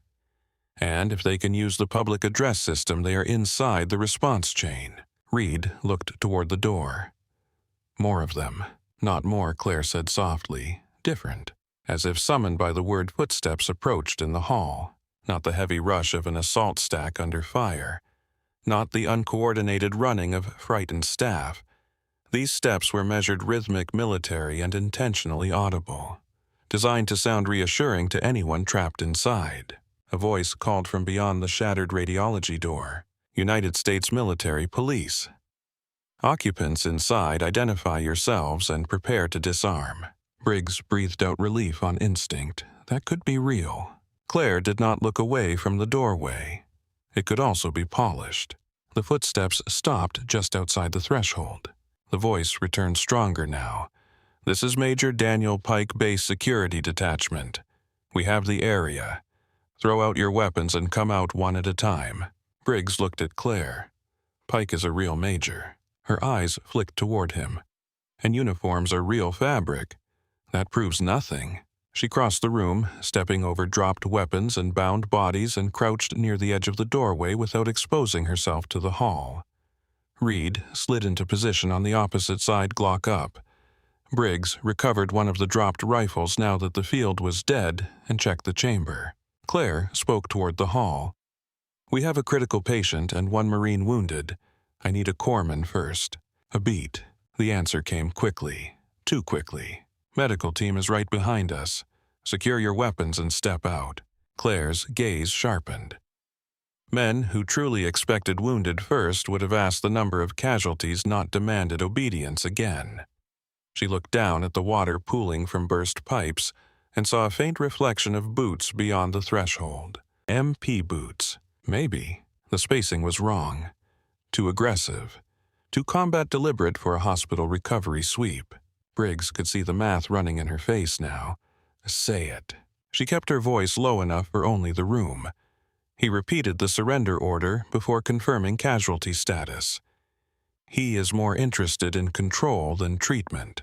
Tyler let out a breath. I really miss simple gunmen. Claire ignored that and raised her voice just enough to carry. Major Pike, give me the lockdown code word for tonight's restricted wing. Silence met her for a fraction too long. Then Pike answered, Blue Falcon. Claire's expression did not change, but Briggs felt the certainty in the air beside her. She looked at him once. Yesterday's code.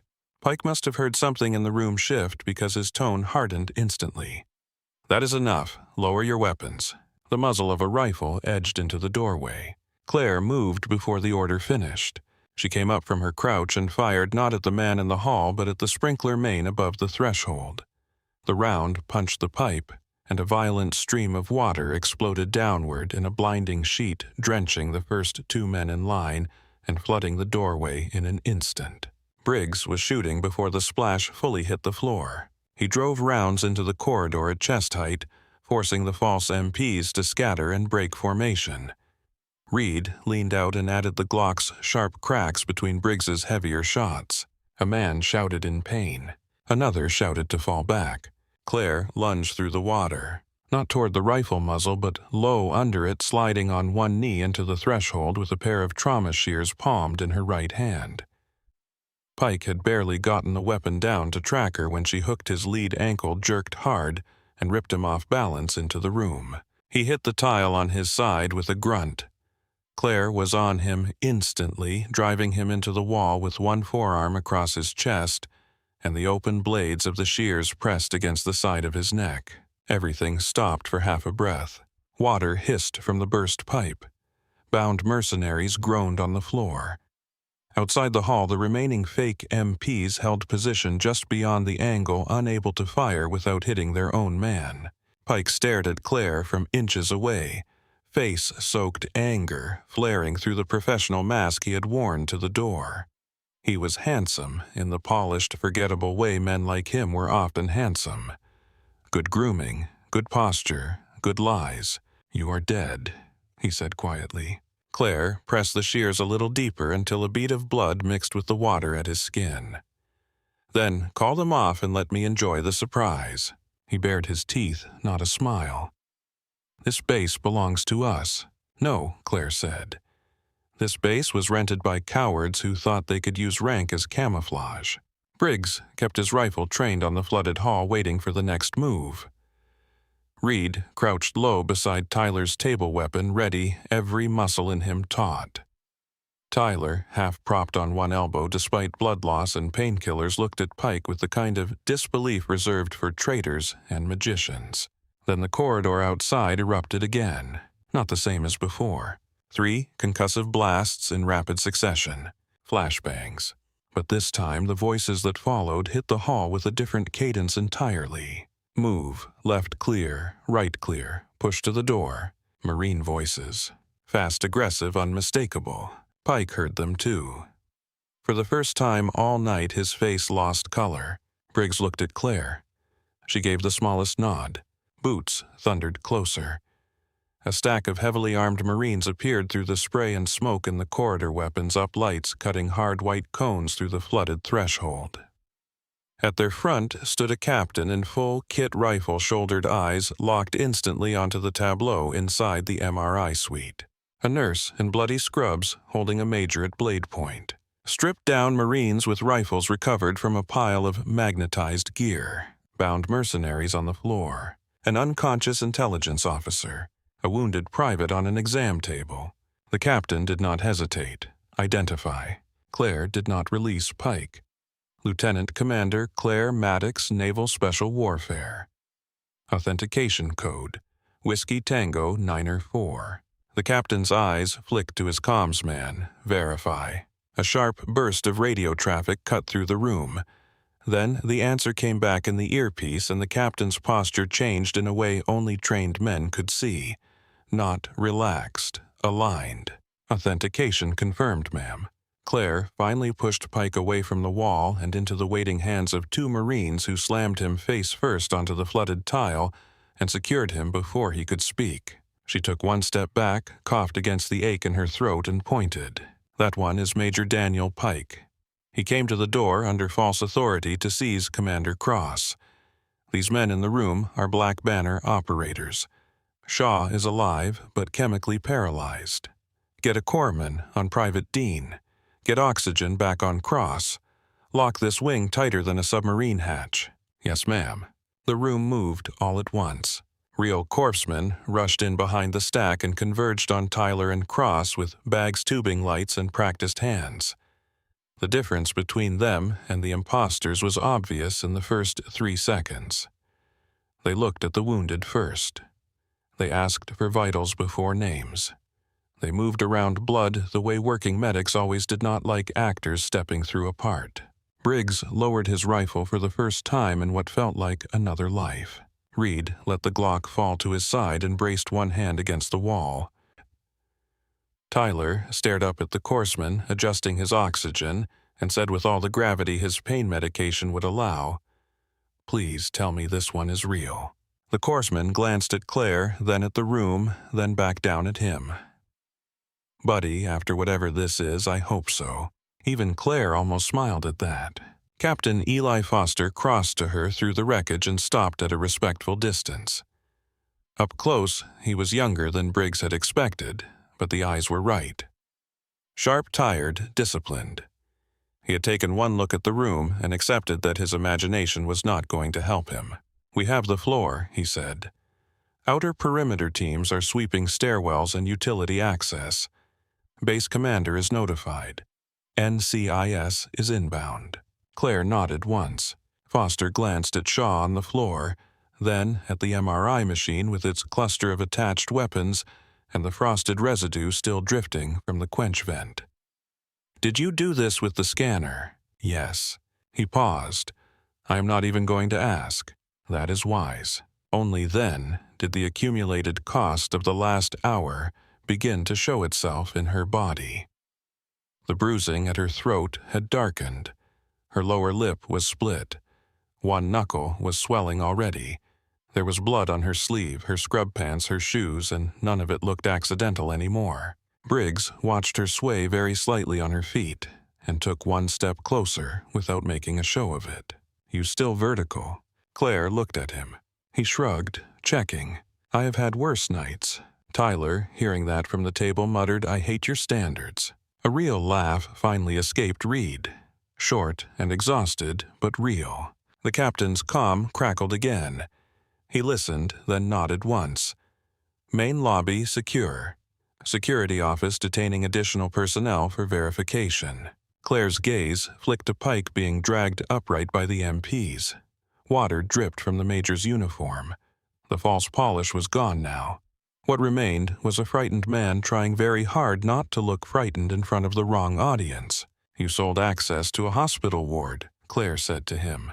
Pike met her eyes and found no mercy there. Whatever he might have said died under the arrival of the medical team working over Cross. New oxygen hissed into the commander's lungs. Fresh leads went on.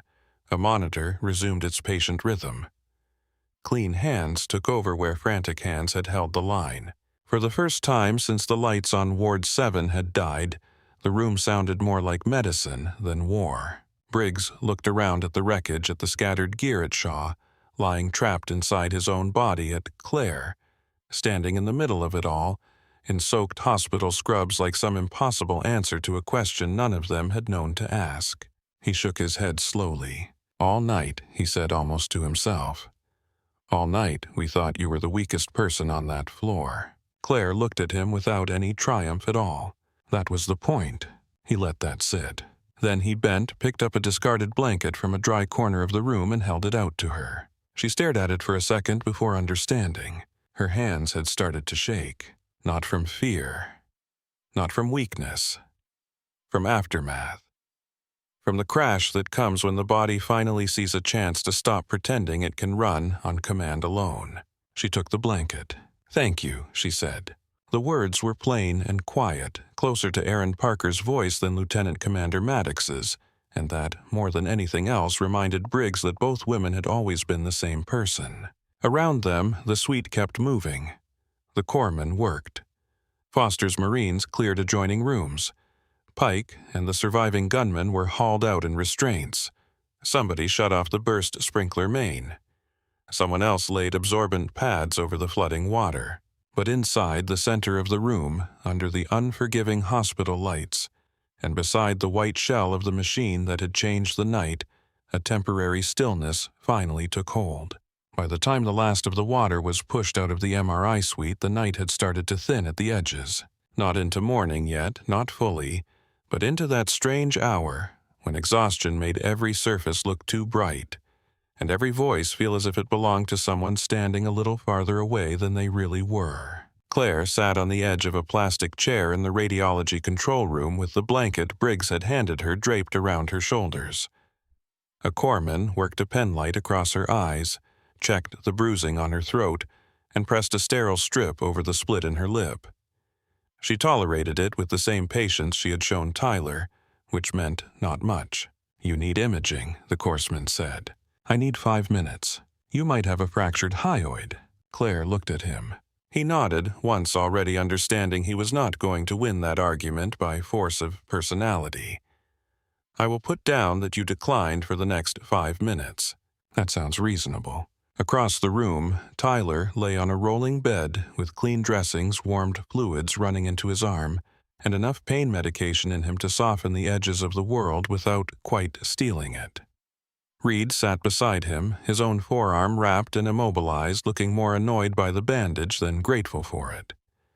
Briggs stood near the glass arms-folded posture, stubbornly upright in a borrowed scrub top someone had thrown at him after the soaked shirt came off. Beyond the window, Marines moved through the corridor in controlled lines. Cameras were being pulled, shell casings photographed, statements taken. Every door on the floor now had 2 armed men beside it, and a new badge strip over the frame. The hospital looked less like a place of recovery than a command post pretending to smell like antiseptic.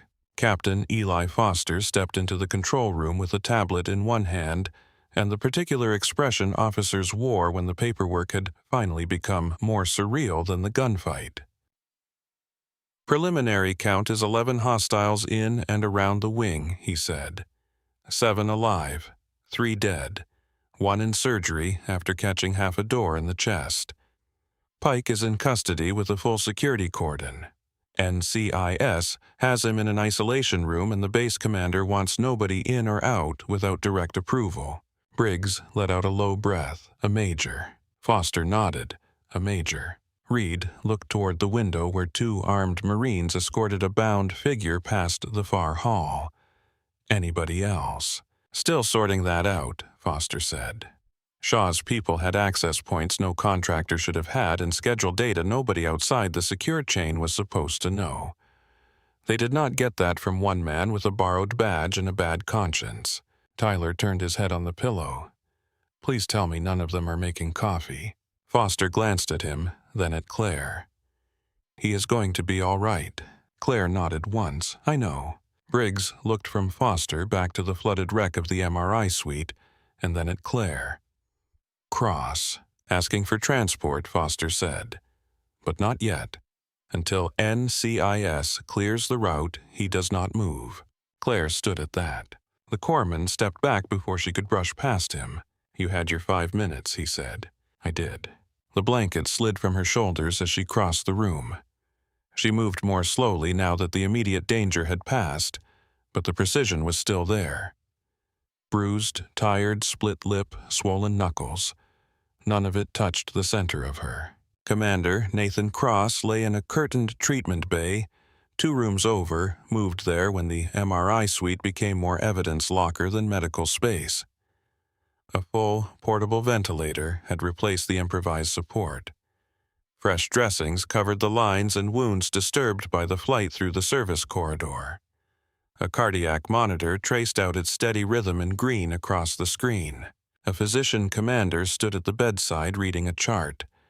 He looked up as Claire entered and his expression shifted through recognition into something harder to define. Relief, maybe. Professional annoyance at what had been done to his patient.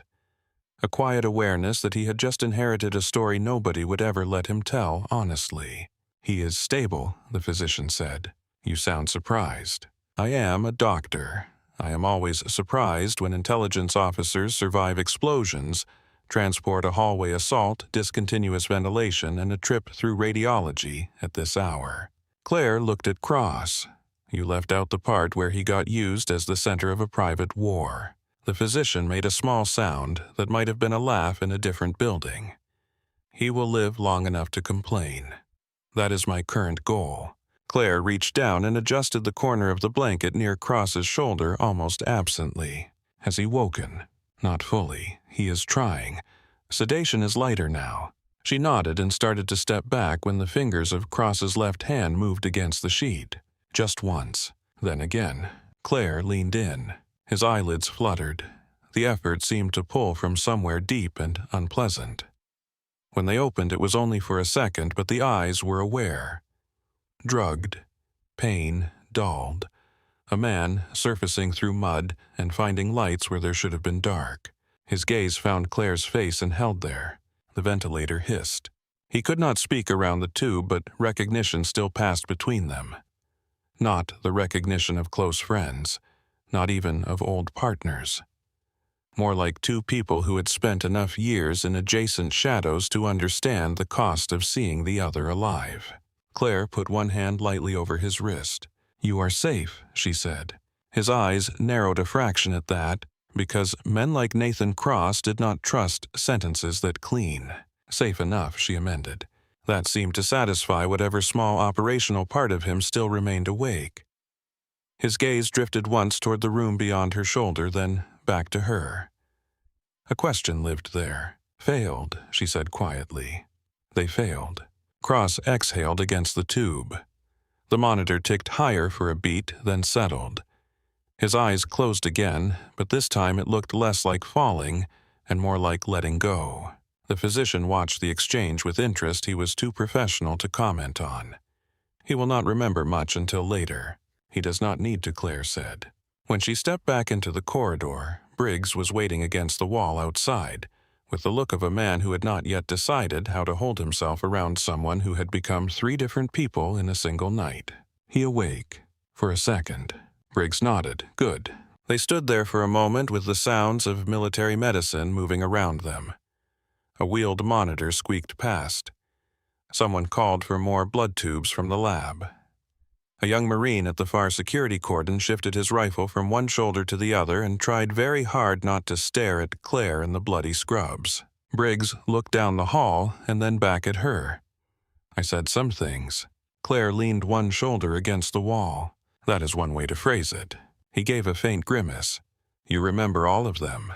"Most." "Do not." "I am selective." That surprised the smallest hint of a smile out of him. Then it faded. "I misread you," he said. Claire let the silence hold for a second before answering. "That was your job." "No, my job was to watch the hall. I watched a version of it that made me comfortable." She looked at him, then really looked. Owen Briggs had the same face he had worn all night, but the weight inside it had shifted. Not softer. Not guilty in the dramatic sense, just more honest. Men who had spent years trusting their read on people did not enjoy discovering the gap between confidence and truth. "You trusted the wrong pattern," she said. "So did other people. Some of them are in cuffs. That does not help my pride much. It was not supposed to." He accepted that. Then his gaze dropped briefly to the bruising on her throat. "He got hands on you. So did the hallway." The hallway was more annoying. Briggs let out a breath through his nose that almost became a laugh. "You really are Navy." Before she could answer, Tyler's voice floated down the corridor from inside the control room. "Are you two having a secret respect conversation without me?" Briggs rolled his eyes and pushed off the wall. He's going to make a full recovery out of spite alone. They went back in together. The next few hours passed in fragments. NCIS agents arrived in dark jackets and calm faces, and began the slow mechanical work of taking apart the night piece by piece. Security office logs, door access records, camera failures, badge prints, unscheduled deliveries. Quiet men with tablets and evidence bags moved through the wing as if they could coax the truth out of fluorescent light and wet tile. Claire gave her statement twice. Once to NCIS, once to a rear admiral from Pacific Fleet who arrived before dawn in a rumpled uniform, and the expression of a man who had learned too much too quickly. She left out nothing operationally necessary and almost everything human. The habit was old. By the time the first gray line of morning appeared over San Diego Bay, Ward 7 had been sealed under a new layer of authority. Cross was moved under armed escort to a hardened intensive care suite in another building. Pike disappeared into a holding chain so secure that even the Marines on the floor stopped asking where he had gone. Shaw was placed on a ventilator in restraints under 3 separate guards, and a nurse old enough not to care who he had been before the paralytic wore off. Tyler was taken upstairs for proper surgery. Reed went with him until they made him lie down for his own scans. Briggs remained on the floor as long as anyone would permit it, partly because he wanted to know the end of the story, and partly because he no longer trusted himself to leave a corridor unsecured until someone he believed told him he could. Claire finally lost the argument with the corpsman about imaging when she swayed once while signing a classified addendum and had to steady herself on the counter. The scan showed bruising inflammation and no fracture. A medic wrapped 2 fingers on her left hand. Another cleaned the cuts on her forearm she had not even felt receiving. She submitted to all of it with the air of someone filling out customs paperwork. After that, the day swallowed itself. Military hospitals had a way of resetting around violence because they had to. New admissions came in. Ordinary illnesses arrived on schedule. Families asked where the elevator was. Somewhere on another floor, a baby cried. Somewhere else, an old chief petty officer argued with a resident about sodium and dignity. The machinery of care kept moving, and around that machinery another quieter system closed around the breach. By late afternoon, Claire was gone from Ward 7, not vanished, moved. A secure room in a separate administrative wing became her orbit for the next 2 days. Debriefs, authentication reviews, internal command calls, one closed-door conversation with an officer from Naval Special Warfare who asked only 3 questions and seemed dissatisfied by all 3 answers. Another with NCIS, where the names were shorter and the stakes broader.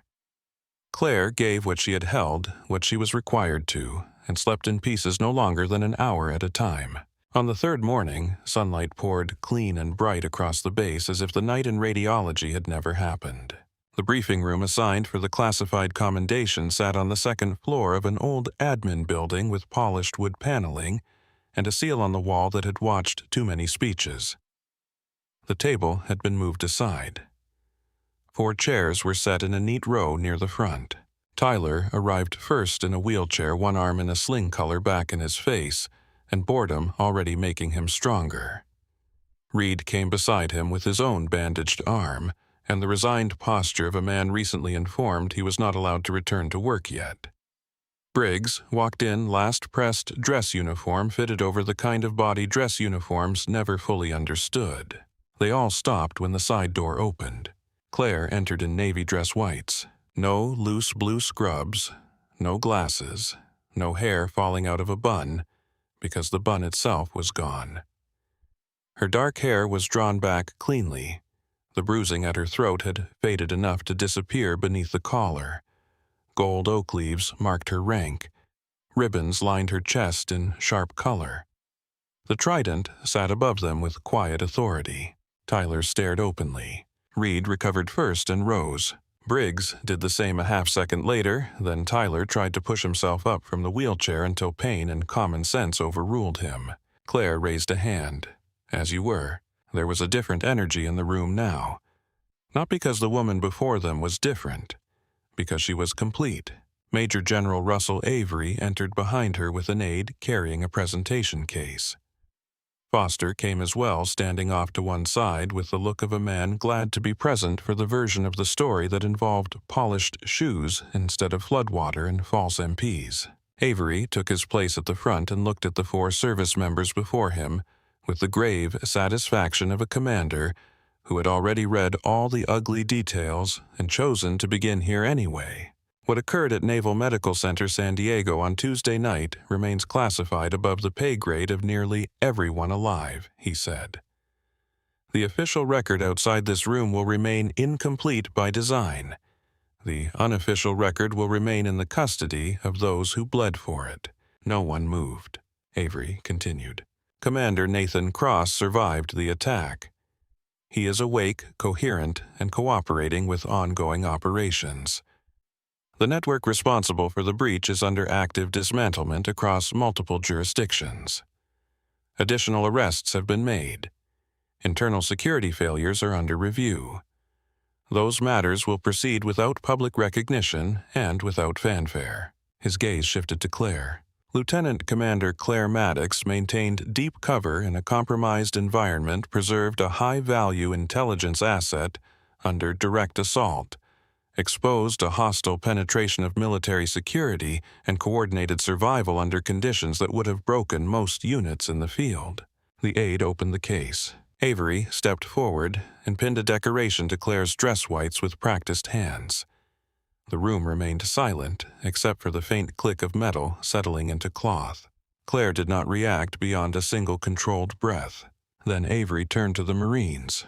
Sergeant Briggs, Corporal Reed, Private First Class Dean. You held position adapted under direct, hostile pressure, followed command under extreme uncertainty, and contributed materially to the survival of both your principal and each other.